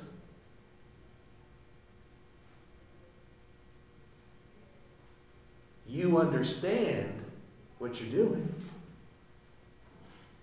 Well, I know that's good, but I'm going to go ahead and be evil. Well, if you know that's good, then even when you're being evil, good is glorified because good is being recognized. You recognize what is good. There's some people who they know what's good even though they only do what's evil. I'm speaking just generally here. You don't have to do good to know good. Paul speaks about that. Right. Right, absolutely. Paul speaks about that. So what you got to understand is these fallen angels glorify the Son. Because when you look at their worlds and the condition of their worlds, you're like, well, I can interact in that realm, or I can interact in this realm. The 20th century glorifies the Sermon on the Mount. It's the bloodiest century in human history. And yet you've got this commander who's waging war and not shedding, not using weapons. And then the United States, shortly into the next millennium, is worshiping him. The only citizen of the entire nation that has a national holiday. The government shuts down on his birthday. Things like that. And then we want to talk about, well, let's get into violence. Let's see how great violence can get us. Let's see how great following our nation can get us. Well, study World War II. It's there to be studied. World War II glorifies the Lamb. Because when you study it, you can look at Hitler's tactics and say, well, how effective were they? But the problem is people study Hitler's tactics and then they say, well, he was stupid, he was this and that, but then they employ those same tactics in their daily lives. Mm-hmm. They operate from a position of white supremacy. They operate from a position of nationalism. They operate from a position, and it's really not anti-Semitism, because their issue is they operate from a position of being hostile to God's people. Because the Jews are making the claim that they were God's people and that they were better, and then Hitler came along like Nebuchadnezzar after World War I to let them know, hey, we want to get humble up in this piece, we can get humble, and started turning on the ovens. Now, what the Jews are doing now, though, is they're using tactics to make the claim of why they're God's people. And it's killing people doing different things, and people are still drinking the Kool-Aid. Listen, if you don't accept Jesus, if you don't accept the principles of the Lamb, you're not God's people. Yes, I said it. The Jews are not God's people. God's people is Israel. And Israel follows their king. The king of Israel is Jesus. A Jew will tell you that Jesus isn't the king of Israel, yet we know that on Jesus' cross, in Latin, in Aramaic, and in Greek, was the insignia, Jesus, King of the Jews. There's no way past that, and they don't get past that. Now, obviously, there's Jews that believe in Jesus, etc., but you cannot ignore the Sermon on the Mount and be God's people ultimately. Jesus is the King of Israel. And it doesn't matter what nation you come from or what bloodline you come from, you have the opportunity to be his disciple by obeying his teachings, applying them in your life, and ultimately crossing over when you repent and are baptized. That was the command that Peter gave to Jews to save themselves from the corrupt generation. In other words, if you want to escape the Elohim that has taken over, the only way to do it is to repent and be baptized. Why? Because once that Elohim crucified Jesus, and it was a combination of the Romans, it was a combination of the Jews, a combination of a lot of things. Once you're dealing with the crucifixion of Jesus, that condemned that entire nation. That condemned that entire age.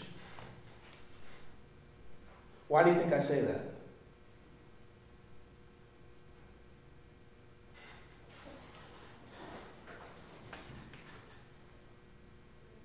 Maybe a better way of answering it is, what Elohim is at work in Jesus when he's carrying out his public ministry?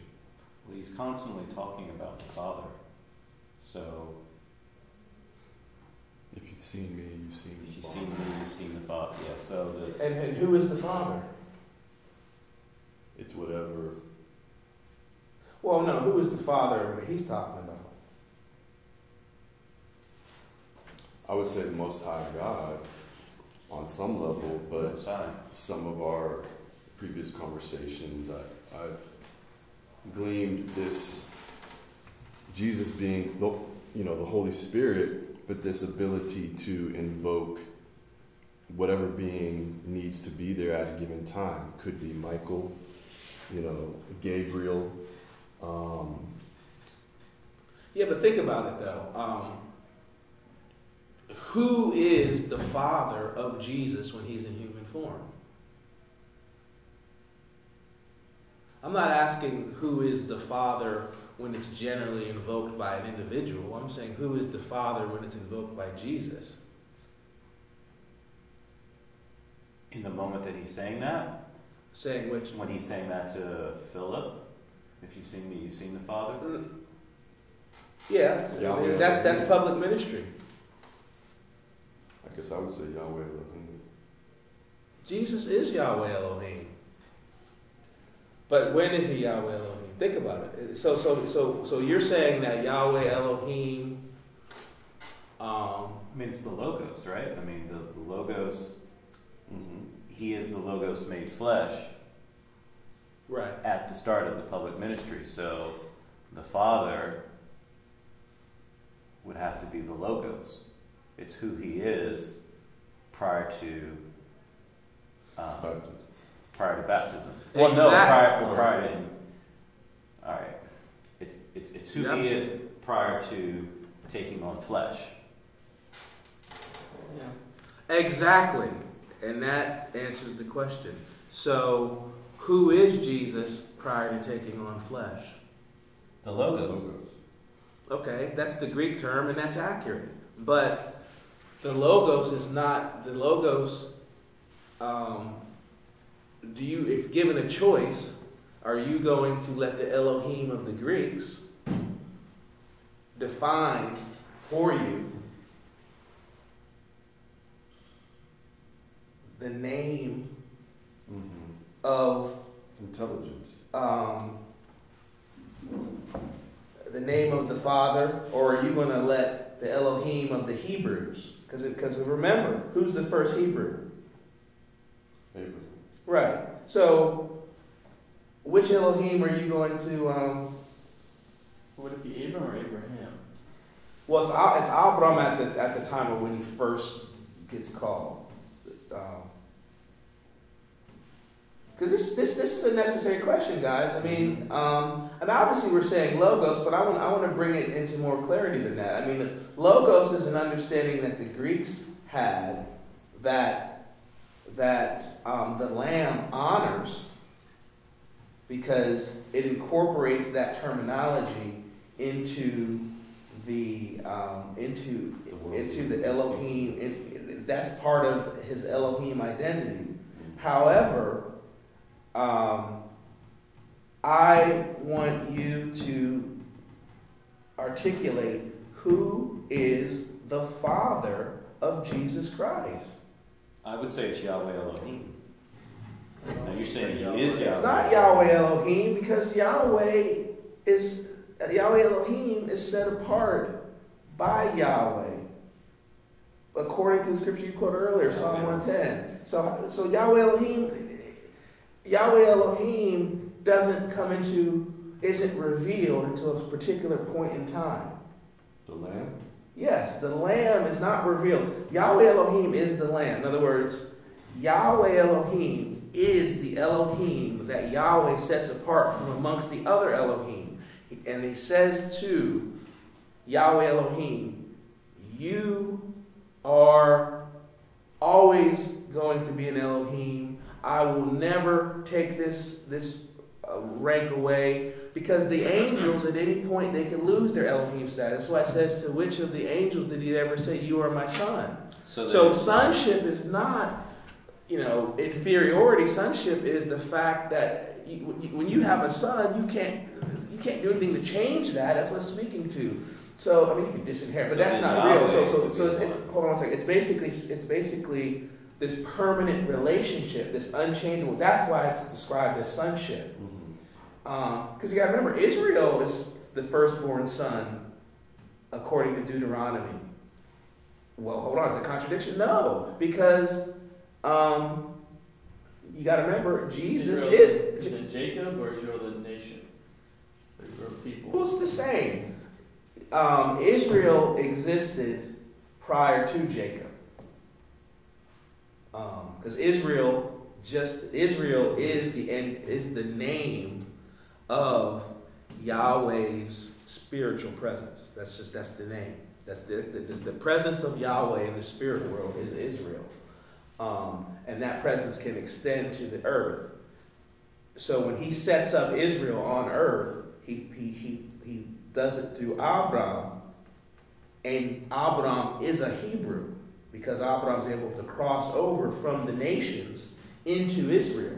The act of crossing over, and he's also not only able to cross over, but he's able to be sort of like the starting point, the original Israelite, the original Hebrew, the original Israelite on earth, not the original Israelite in other realms, because you realize that Genesis makes it very clear there's other beings who are of Israel that are engaging throughout Genesis. This is where Jacob gets the name.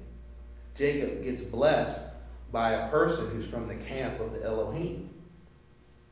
And he gets called Israel because that camp was part of the Israel. That camp was part of the presence of Yahweh, and they were doing something. We won't get into that, at this present moment. When Elijah crosses over physically without dying, Elisha says, "Behold, the chariots of Israel." Well, remember, what are the chariots? The chariots of Yahweh are clouds. So the chariots of Israel are clouds that have the ability to send forth winds that can take up being spiritually, which is what happens generally. But in the case of Elijah, because he's from a different dimension anyway, and then we'll get into that some other time, he's able to make the crossing over physically. So that lets you know that there's some sort of window that physical beings can cross over into between Yahweh's Israel in the heavens or in the air, and the Homo sapien experience. Right, the physical earth. Now, you were going to say something? Mm-mm.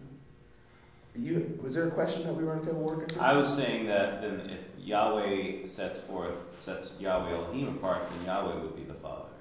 Exactly. And Yahweh is the Father. And he's distinct from Yahweh Elohim.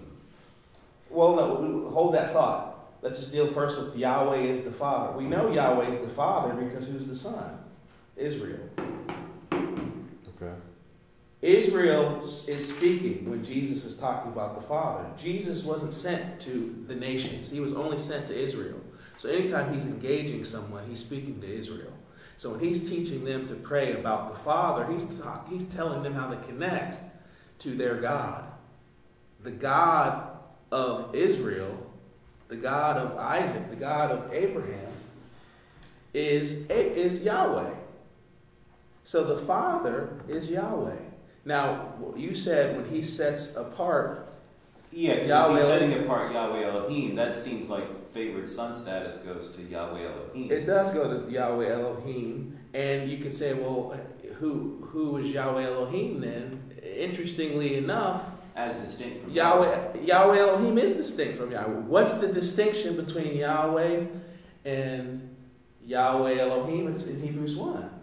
The distinction is what? What's the distinction between the Son and the other and who?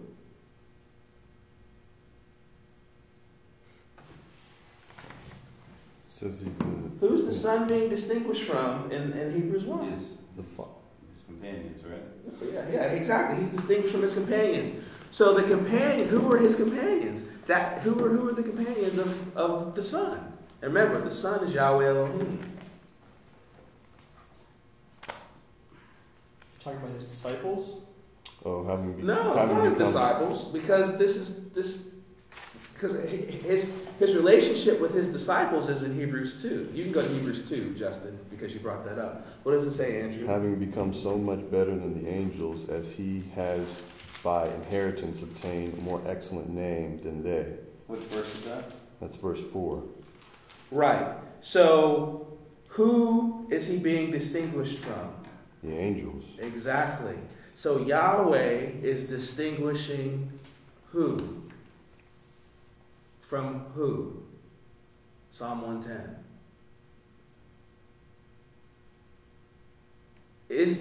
He's distinguishing who from who?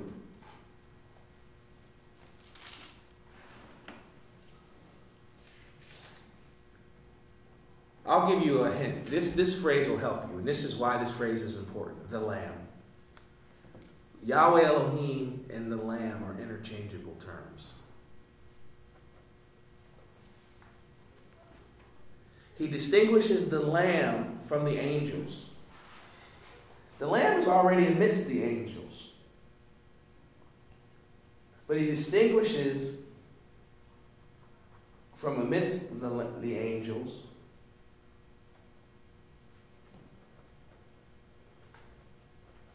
And what's the distinction? He's the Son. Right, and he can't lose his place. So now, who amongst the companions are Elohim? This is where it's going to get clear to you.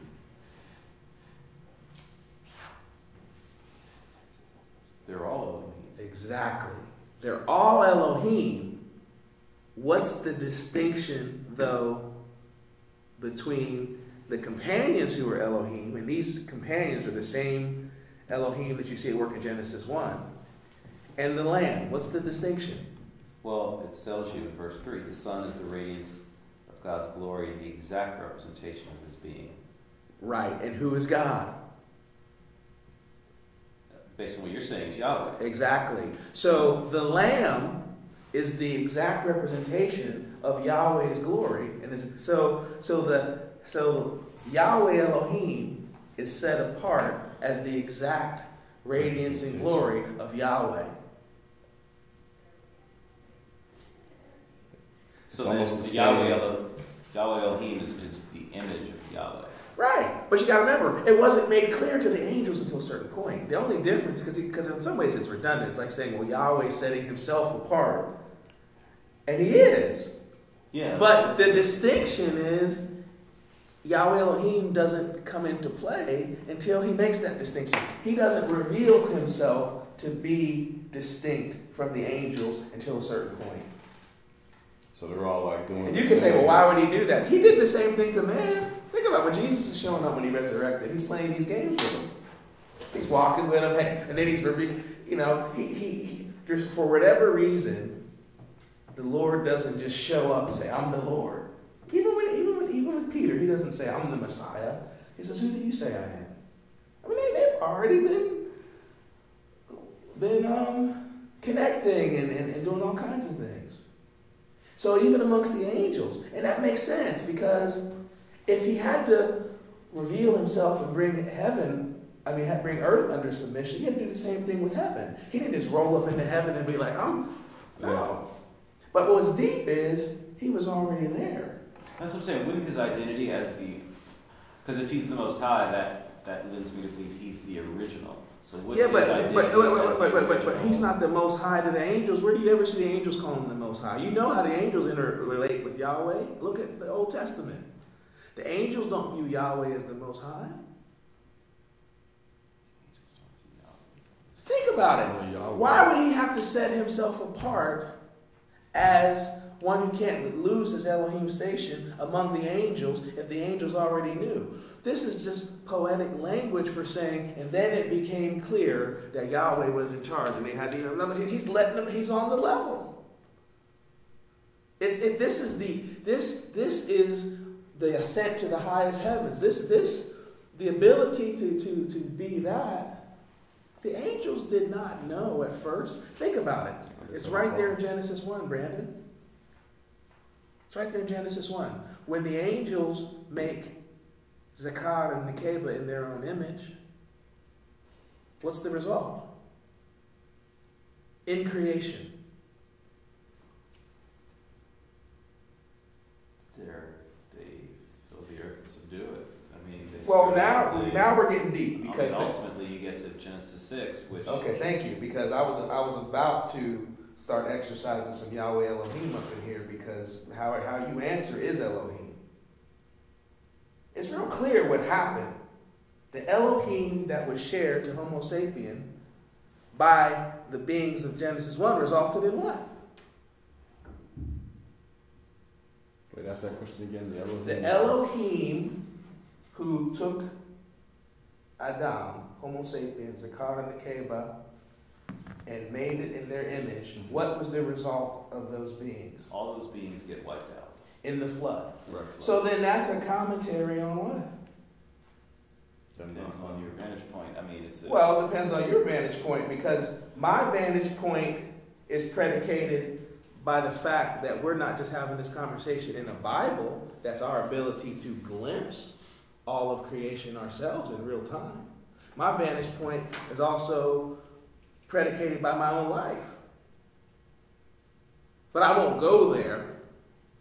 But if I need to set apart the Elohim of my own life, I can do that. But for the sake of simplicity, let's deal with the question. It does not depend on my vantage point. It would only depend on my vantage point to bring judgment to an Elohim if what? If I'm not operating with the judgment of the Most High. But we already know what the judgment of the Most High is on those Elohim. How do we know? Because Jesus didn't come through their line. Right? Mm-hmm. Jesus came through the line of who? Yeah. Adam came through the line of Adam. Was Adam one of the beings of Genesis 1? Now people will tell you, according to English, who is also the Prince of the United States and the Prince of England, they'll get the King James iron scepter, and they'll tell you that Adam was in the image of these beings. And then that's when you fall prey to that Elohim. Because now you're in prison to English. And now you no longer have access to Hebrew, which is where you come into contact with the name Yahweh, although the pronunciation is English, because when I invoke the name, I'm bringing the English tongue in submission, because every tongue will confess. So I don't have to invoke Yahweh's name in Hebrew. Because if I had to do it in Hebrew, then that's to suggest that only the Hebrew tongue confesses. But every tongue confesses. So understanding that the nature of Jesus Christ is only able to be expressed through the line of Adam, it tells us what? And the only reason why I went there, Brandon, on you, is because I can. So then the indictment Go ahead and let her in. So the indictment would be on the males and the females. Can you guys sign in private letters? Yeah, we'll sign in. Oh, thank you. We still got 20 minutes. Here, Wow. So then the indictment would be on the Elohim and the males and females. Oh, That get wiped absolutely. out in the flood. Well, because they're Elohim too. They share the same nature. Because you also see the Elohim interacting with Noah. Thanks. Even in the garden, the woman is aware of the Elohim. So Right. they have, is it really an indictment of the Elohim? It's not not an indictment of all of them, but you got to remember the Elohim were dealing with Noah, but by the time But Noah when you're comes, saying Elohim, that includes the angels and well, you got to remember the Elohim have struck a deal by the time Noah comes around. What's the deal they struck? They've already connected with Enoch. So Noah isn't just Noah. Noah is the son of Enoch. So when they're dealing with Noah, they're dealing with one of their own. now they're also dealing with. You see what I'm saying when I make that point? I mean, that's they're negotiating for their own future, because at that point the Elohim have conceded that their only future is with that line of Adam. That's why Enoch walked with them to essentially facilitate that transfer of consciousness, if you will. That's what the whole purpose of that was. The whole purpose of that was to bring Adam's line up to speed with Elohim consciousness. Because technically you could argue, and I did have the conversation with Wade, because I know you had a conversation earlier. I mean, Adam really, when you get down to it, in the garden is not Elohim, not yet. He has the potential to be Elohim, but he's not Elohim yet. Because if he were Elohim in the garden, then Enoch wouldn't be walking with that wouldn't be an event. By virtue of being a son of Adam, he'd already be an Elohim. But he does become an Elohim because when he takes the fruit, that opens him up to Elohim consciousness. So when the serpent says, you'll become like the Elohim, knowing good and evil, he's actually telling the truth. But the deception is the fact that he's saying he won't die. Because death, we work on this idea, you cease to exist. Well, no, you can actually continue to exist and be dead. Because all death is a being in a spiritual and physical realm that's inferior to the spiritual and physical realm that you originally came from. That's a death. Death is a spiritual and it's a physical phenomenon. When you look at a body, a soul, you cannot say that it's dead without making a spiritual and a physical assessment. The physical assessment is that there's no breath in it. Well, breath is spiritual. The lack of breath is the spiritual assessment. Now, the idea that an empty body is death is a claim that has been made by particular princes to keep Homo sapiens from understanding Elohim nature. When you understand that death is actually your shifting relationship with various Elohim dimensions that have spiritual and physical implications, you then have to say, well, what Elohim am I in the bosom of? Am I connecting with? What nation am I in? What consciousness? That's how you know. So Cain died too. What's that? Cain experienced the death too. Absolutely. Matter of fact, Cain was saying, fundamentally, don't send me to hell because you're sending me out in this world that has all of these superior beings that I already know about. And I know who you are because I'm Elohim, because I have knowledge of good and evil, so I'm able to talk to you, but I know that there's these other beings. You can't subject me to that. And then God in mercy said, all right, I'm going to give you the ability to rule. He didn't put a mark on them like an axe. He gave them an image. He gave Cain a specific signature to be able to rule over the Elohim that were already there. That's why the next time you see Cain, he's building a city, and the beings are coming, transporting, and he's running stuff. So wait, is that Yahweh or Yahweh Elohim? That's talking to Cain. That's a good question. I know that it's Yahweh Elohim who makes Adam, the lamb, and now you're getting there, because now we're gonna get to where I'm sure Brandon's gonna have fun with this, because we realize the lamb is set apart at a specific point, but he's present from Genesis 2 on in the Bible. So even though it's not obvious who he is to the angels, he exists. The Lamb makes his debut in Genesis 2. Because it's the Lord God that makes Adam. The Lamb makes Adam. It's heavy when you think about it. The Lamb makes Adam. So if all these other Elohim in Genesis 1 are making these beings like them in their image, these beings, and this is with the knowledge, I would imagine with the knowledge of good and evil, because if this... Well, the knowledge of good and evil is actually fundamentally just another way of saying Elohim. I mean, right. Knowledge of good and evil is Elohim. That's what Elohim is. Right. Now man has knowledge of good and evil like us. To be Elohim means to have the knowledge of good and evil. So, but Yahweh Elohim makes a being without the knowledge of good and evil. Exactly. And that's exactly why that being is described as being in his bosom.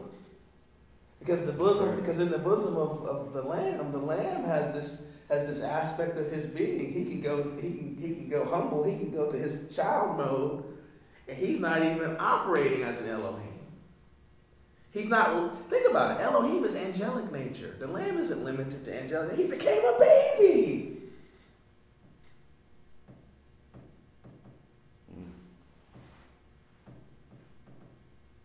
How did he do that? He didn't do it because Yahweh, who brought forth the body in Mary's womb, because Yahweh is still Yahweh.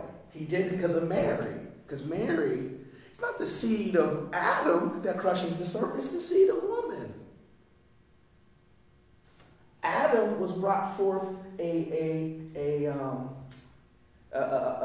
helpmate, not a wife. It's not good for man to be alone, not because he needed a wife. It doesn't say it's his wife.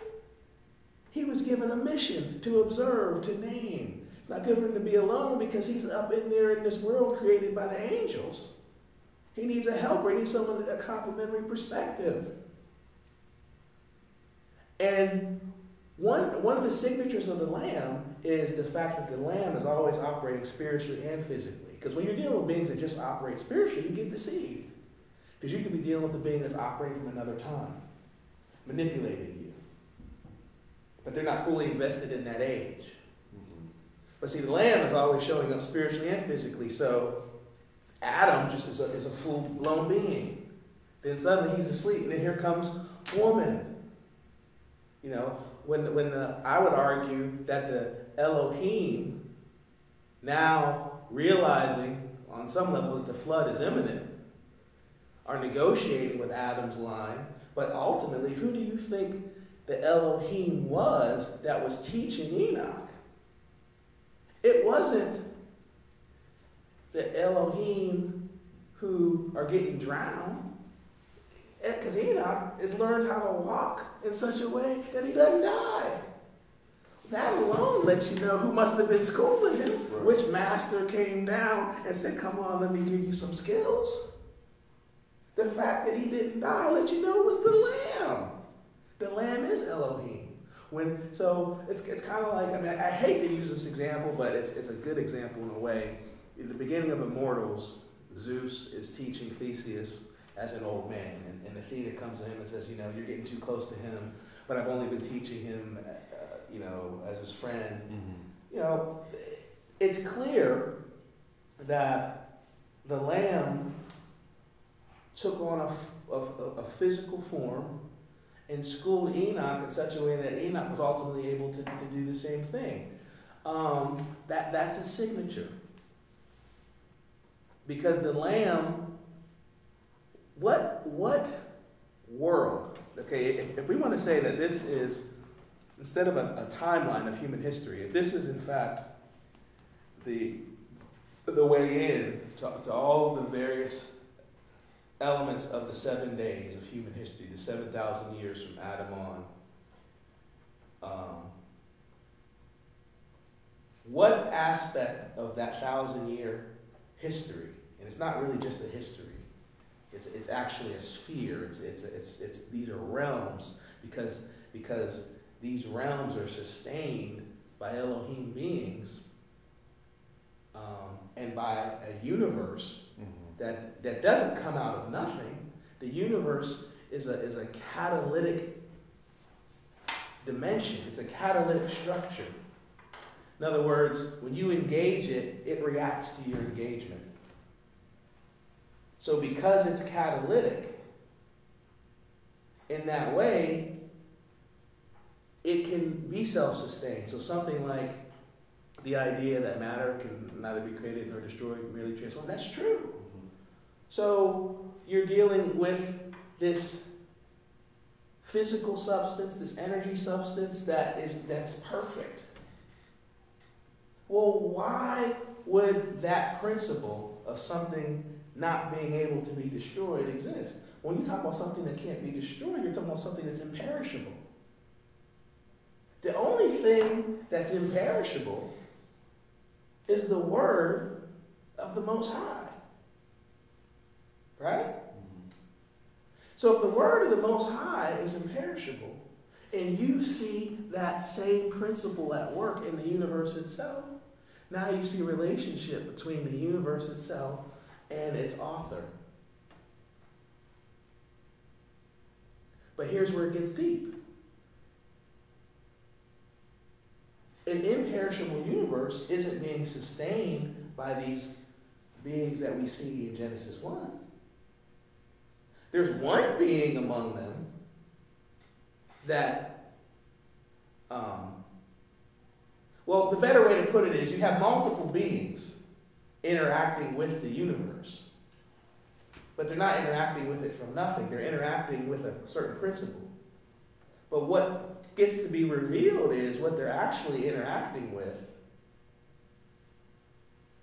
is a grander universe that encompasses them all, that is in fact sustained and has always been sustained by one that was among them the whole time. I hope that made sense. These guys are interacting with a catalytic dimension that's reacting to them, and they know how to react, and they know how to do certain things. But what's ultimately revealed is that they're not the authors of that realm. They are actually in worship, and this is what's ultimately what you see. They're actually in worship of a being that is among them.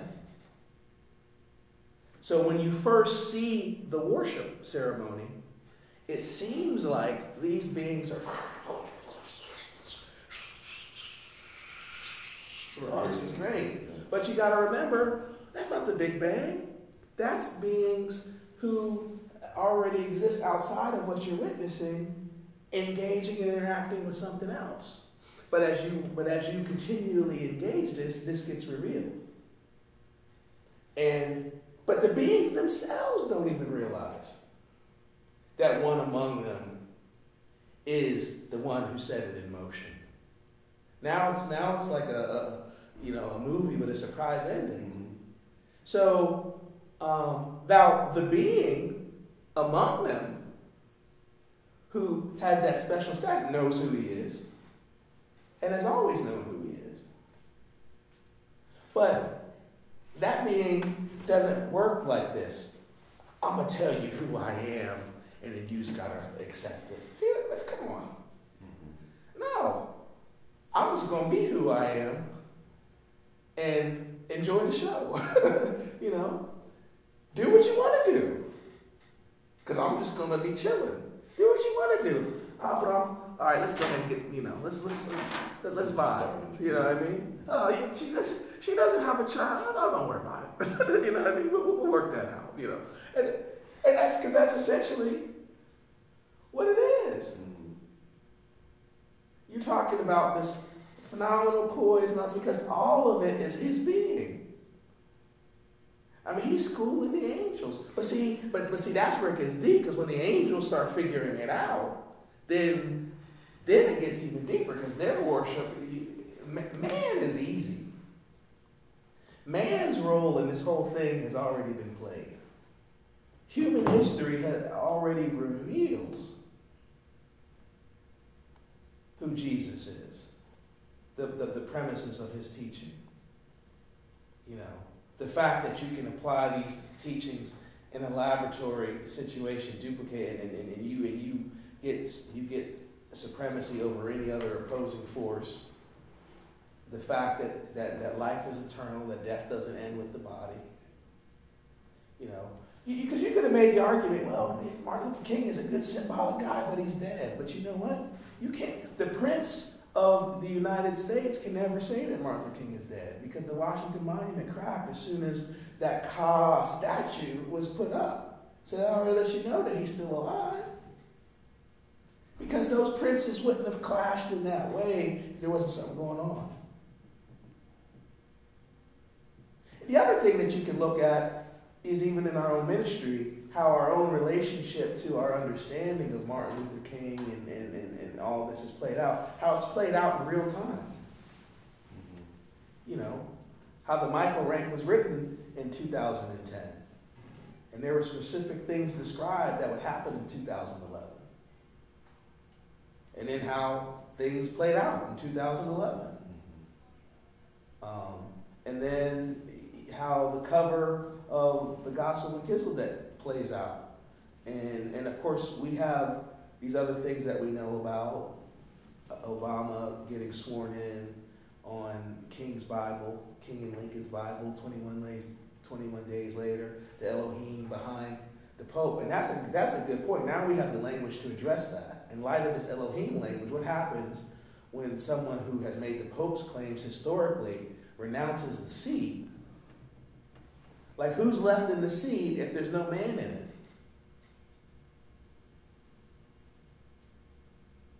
You know, and the fact that was 21 days after Obama being sworn in, defeating someone who was making a claim to be in the order of Melchizedek, and who was part of a religious group that is hyperly committed to Freemasonry,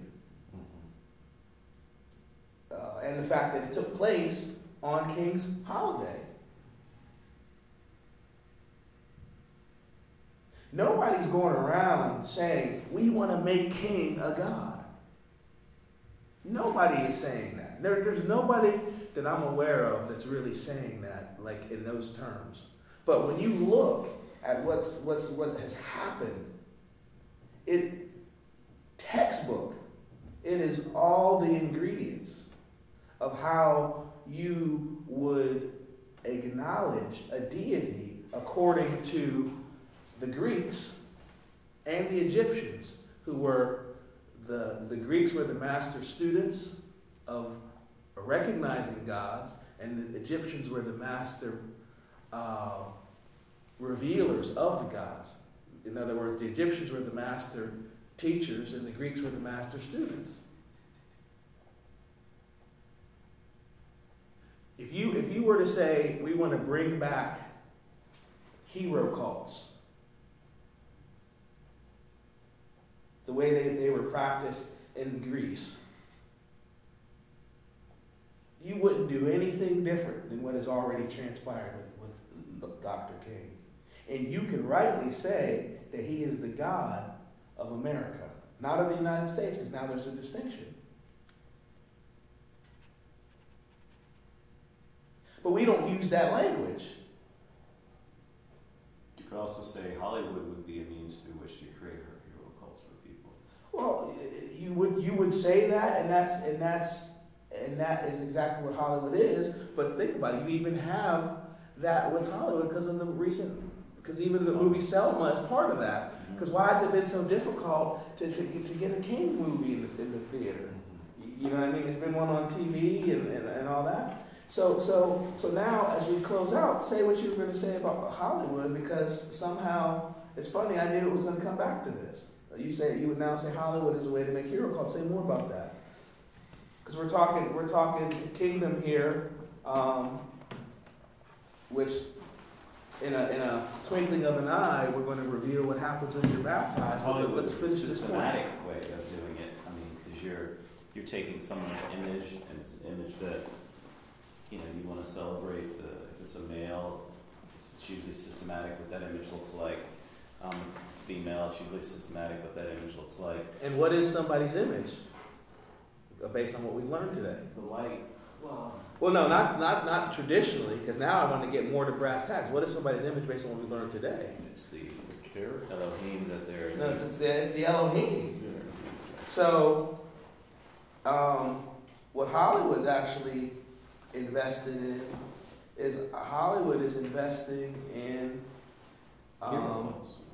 hero cults and presenting Elohim to people, giving people access, not giving people access, giving people the right to say what it is, and they use this language, this person's a star, this person's that. So if the image is understood to be Elohim, then what is cinema in fact doing?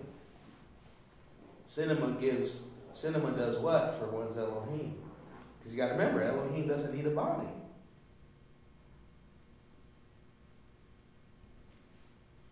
Cinema accentuates the fact that an Elohim doesn't need a body. Yep, and you know what cinema also does? It reveals who's Elohim and who's not. Because if you find a story in cinema of a particular idea that comes from an Elohim, then that Elohim is able to continually... Well, it's even deeper than that. The Elohim has always exist. So when you are engaging that Elohim's frequency, just like the Witch of Endor, when you're engaged, it's going to be obvious. Mm-hmm. Cinema reveals who is Elohim and who's not. Because if you're in the image of the image of the image of, that's going to be clear based on how beings respond to the Elohim that gets presented. And if you make the decision to play a role, in other words, you're a person with a personality, but then you become a vessel to convey a particular character, which is also an Elohim, and now you're more known for that character than your own personality. What's interesting is, that Superman's more real than that person? No, it's not that. It's that Superman's Elohim and the person that played him wasn't.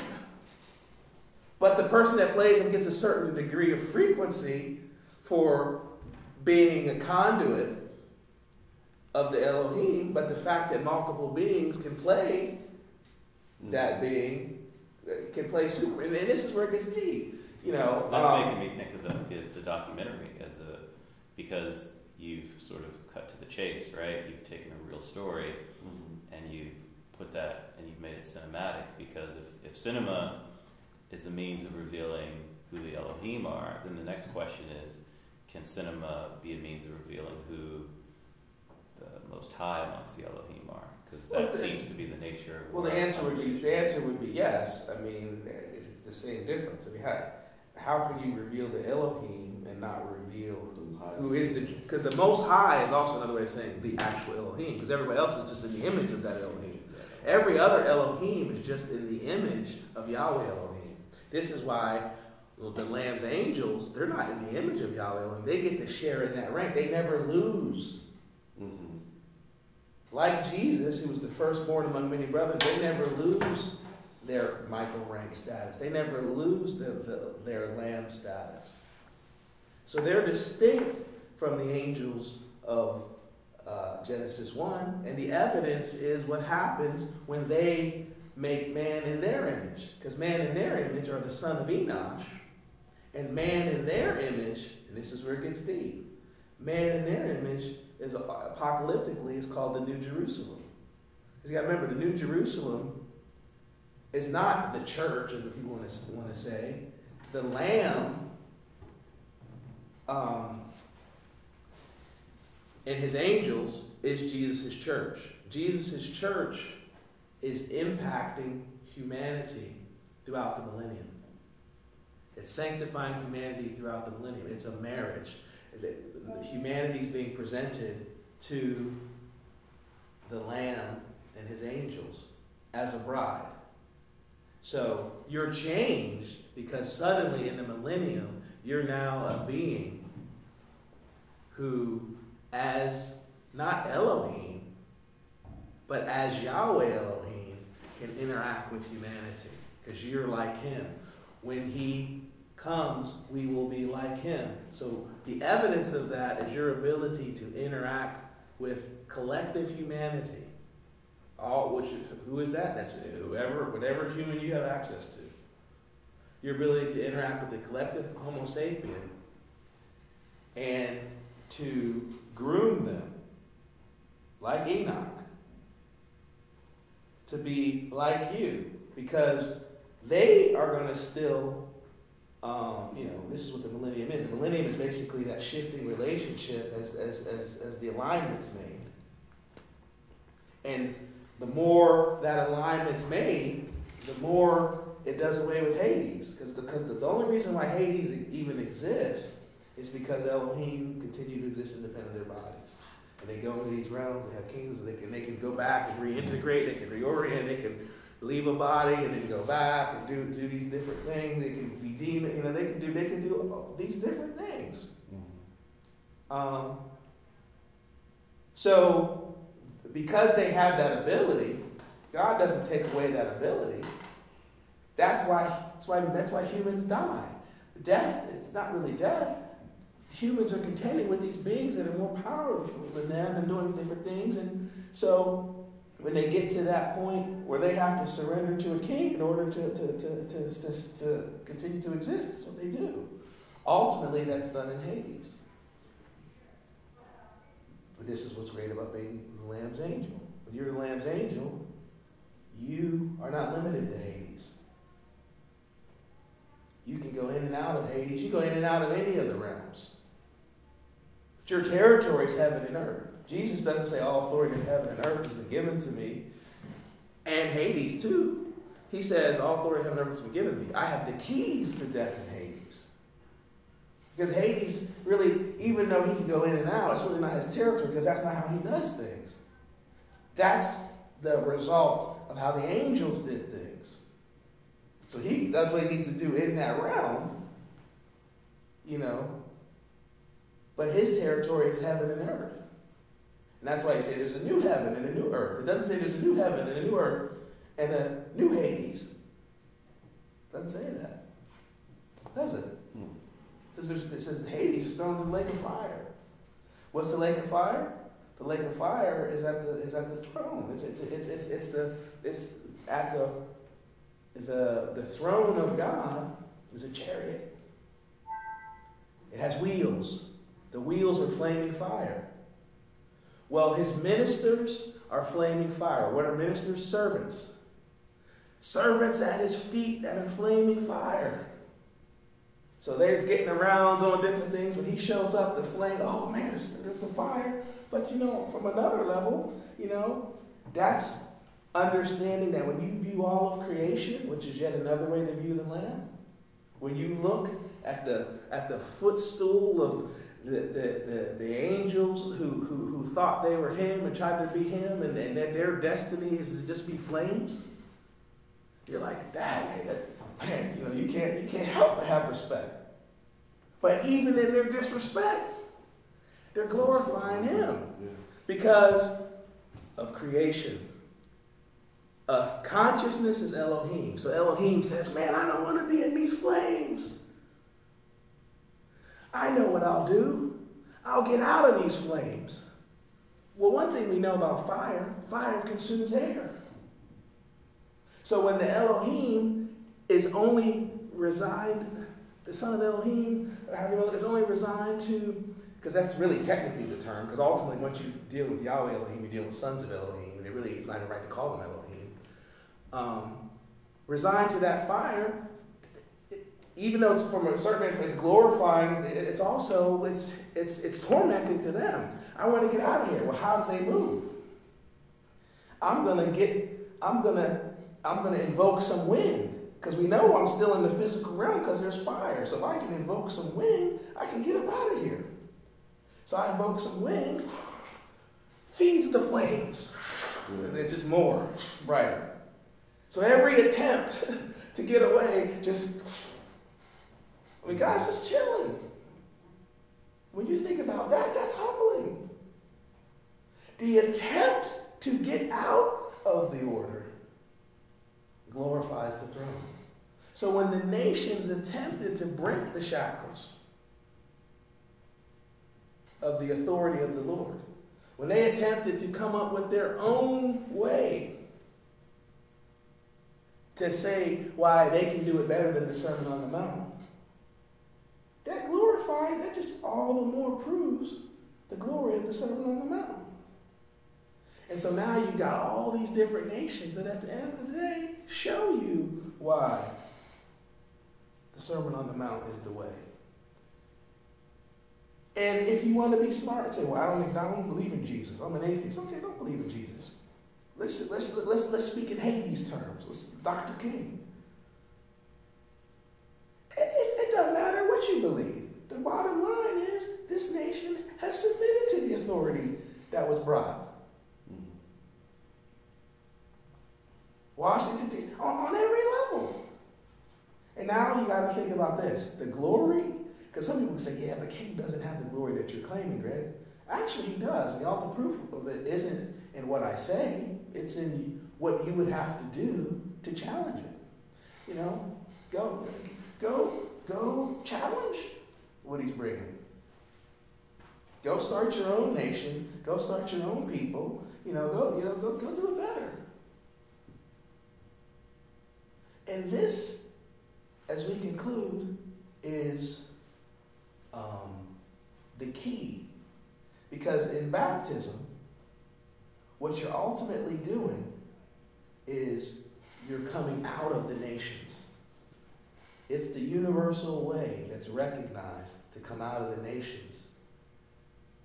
Because you're recognizing a particular, to speak plainly, you're recognizing a particular Elohim when you're baptized. Now some people can say, well, I'm recognizing Yahweh Elohim, we're the Lamb's angel. You can make all those claims, but really, who is it that gave the call to repent and be baptized? Who is it that gave the call to repent and be baptized? John. No, Peter. Well, Oh, well, yeah, repent and be baptized originally, John, but I'm speaking of after the resurrection, sure, of course. Peter. So Peter, you're recognizing the Elohim, at the very least, you're recognizing the Elohim that's at work in Peter. Now, we can debate what Elohim was at work in Peter or whatever, but what I love about the Lamb is the Lamb's humble. He doesn't go, he works through other things. We already know who the Elohim is at work behind Peter in that moment, because Acts 2 is given in conjunction with what phenomenon? Pouring out of the Spirit. Right, evidenced by what? the language. The ability to suddenly understand language. And now It's the reverse. It's the reverse. So when you don't recognize baptism, you are really saying, I really want to stay under the influence of my national Elohim. Really. Because even independent of being saved, salvation, all that, what you're really saying is, you're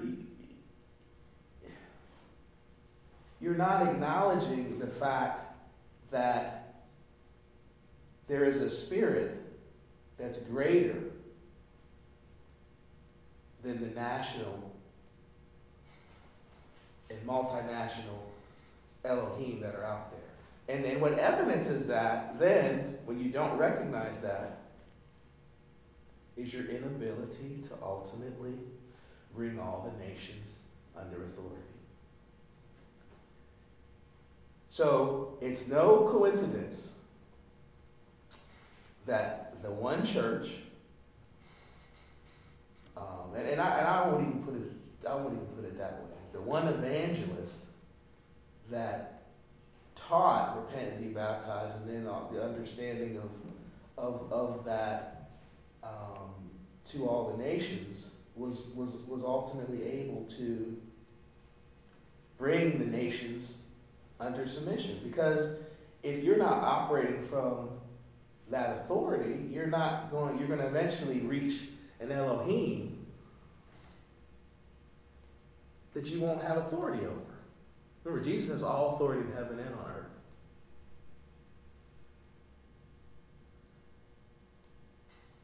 Now, the final piece, though, is even Peter, because you got to remember, when Jesus came out and gave that command, it says, but some doubted.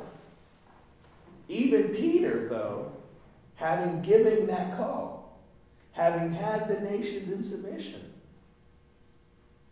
Peter himself still stumbled in the face of a particular type of, and we're almost done, guys, in the face of a particular type of Elohim. In other words, a way in which people were separated. What am I referring to? The rebuke he got From Paul. What was going on there? What was the distinction there? The Jewish-Gentile distinction. And The Jewish-Gentile distinction. Go ahead, Brandon. And their ability to be a part of what Peter had so beautifully articulated in Acts 2. And his ability to accept them, not accept them, eating with them, not eating with them. Right. Based on the Torah. Right. So that lets us know that getting baptized, repenting to be baptized, does give you authority over the nations. But that's not the final beast. That's not the final boss in the game. Because even at that level, there was still a boss that showed up. What's this boss claiming? What's Peter and Barnabas grappling with at that Paul had to rebuke them? How much of the Torah Gentiles had to abide by? Right, and who resolves it? I mean, it's a synergy. They resolved it over a number of years, but in that moment, Paul resolves it with a rebuke to Peter. And what's the rebuke? Gosh, what is the rebuke? I mean, it doesn't have to be exact. Give me a general idea, because the point that I want to get at is, by what authority, who's Paul? Who? Because this will give you a sense of who Paul is. What is Paul tapping into that he's able to rebuke Peter? This is a guy that didn't even walk with the physical Lord. When I saw that they were not acting in line with the truth of the gospel, I said to Cephas in front of them all, "You are a Jew, yet you live like a Gentile and not like a Jew. How is it then that you force Gentiles to follow Jewish customs?" Right, and I'm more interested in the idea behind the rebuke, because we can read the actual rebuke, because it's understanding what, because we're talking Elohim language now. Paul, arguably, right, would be representing an Elohim, right? Mm-hmm. Well, if Peter is given the call to repent and be baptized, that clearly has authority over all the nation. Well, what else is there? Who else is there? Who else is? Who else is there? I mean, if the nations are in submission to you, who else is there? This is a key question.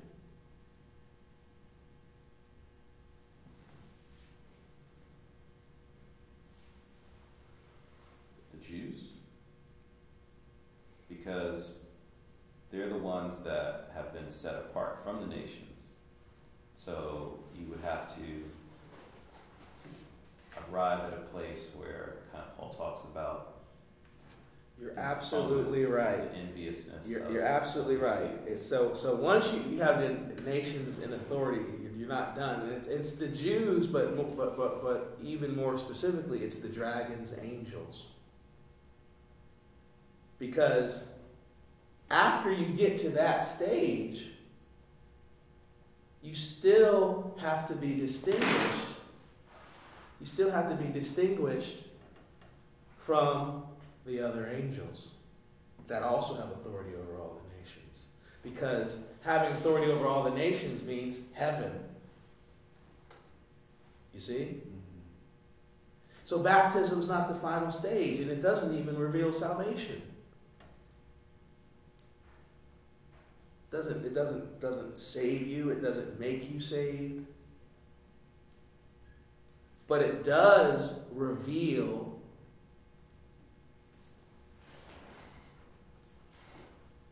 what? I mean, it reveals those who have acclaimed Israel. Right. It reveals those who are in heaven. It reveals those who are in Israel. It reveals those who are with Yahweh in the clouds in Israel. It reveals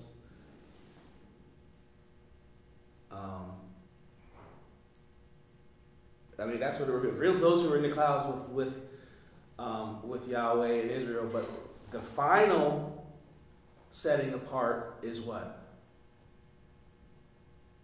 And we've already referenced it. Yahweh Elohim. Exactly. / the Lamb / the Saints. Yeah, the final setting apart is being set apart as the Lamb. So this is what's critical. So when you're amongst a group of people who've repented and been baptized, and they understand it in the context of Acts 2, then that lets you know that you're in Israel. But to be set apart as the Lamb, how does that happen? How do you know that? How do you know when that takes place?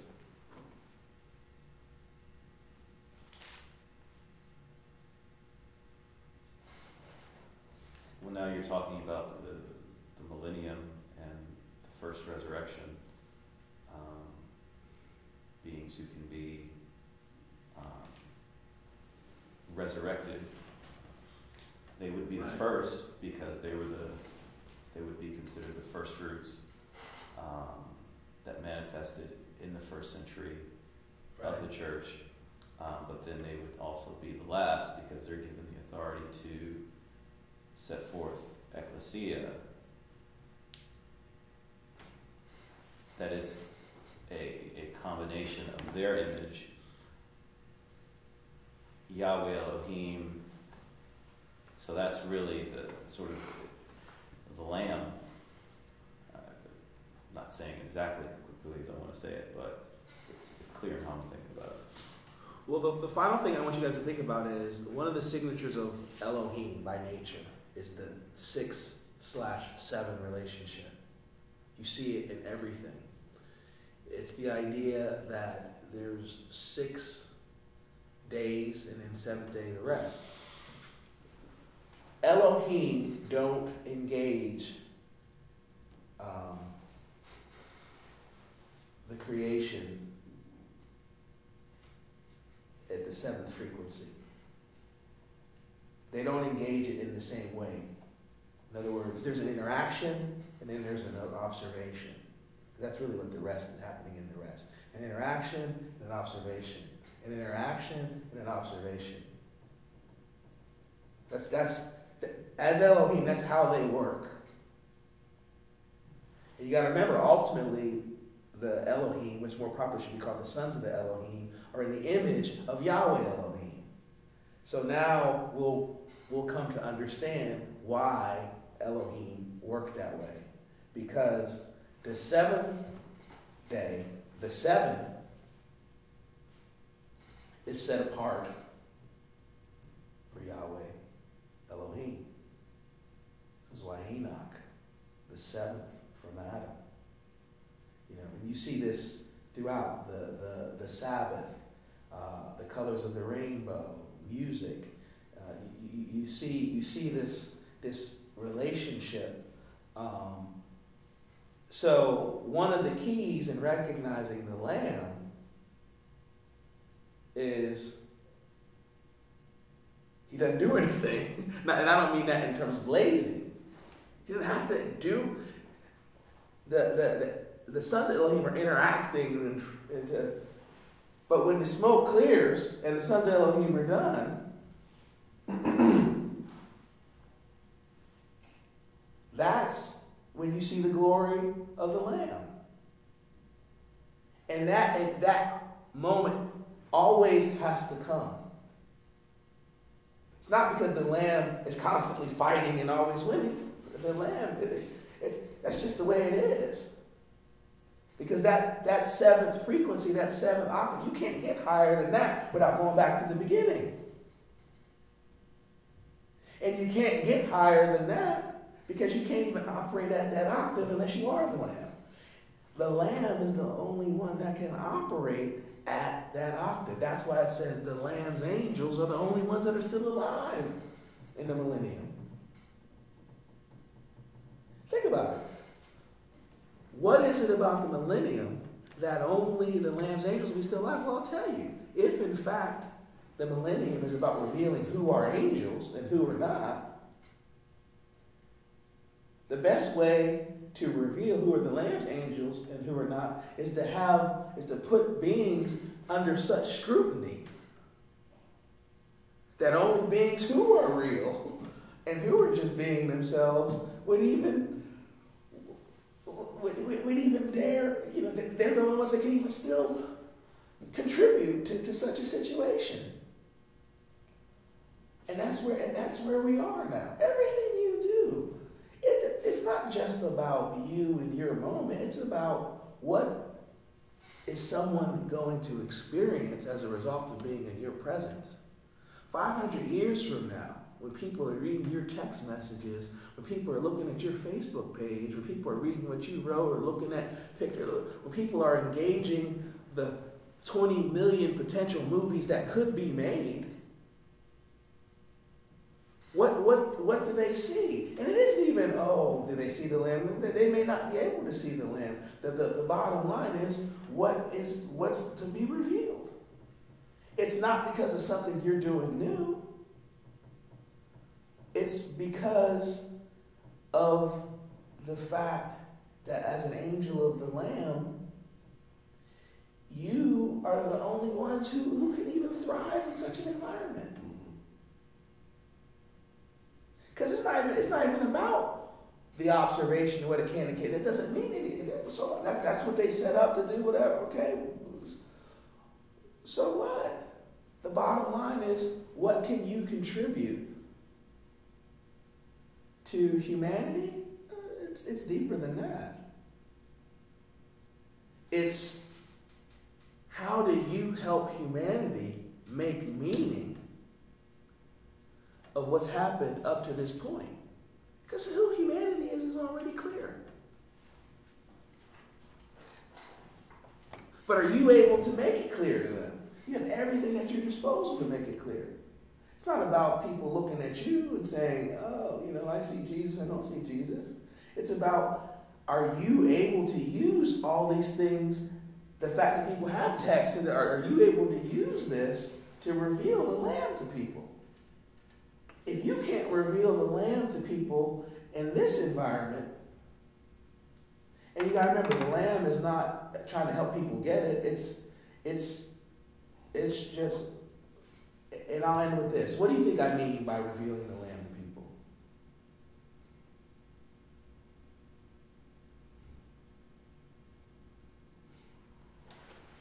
Interaction, and I mean, if you are in fact the Lamb's angel, one of the Lamb's angels, then your very existence, your testimony,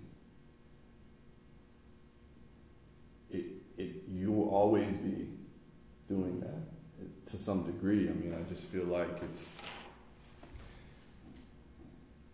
if it's revealed in you, then who you are and what you do and your interaction, because I feel like for me personally, I get tripped up on, was this a mistake? Should I have done this? Should I not have done that? And I think that's kind of deception and trickery in my heart, because it is about looking over one's life, but it's also about just living and being. And I think your natural testimony, what develops out of your experience, will have effect and will have an impact if you are one of the Lamb's angels.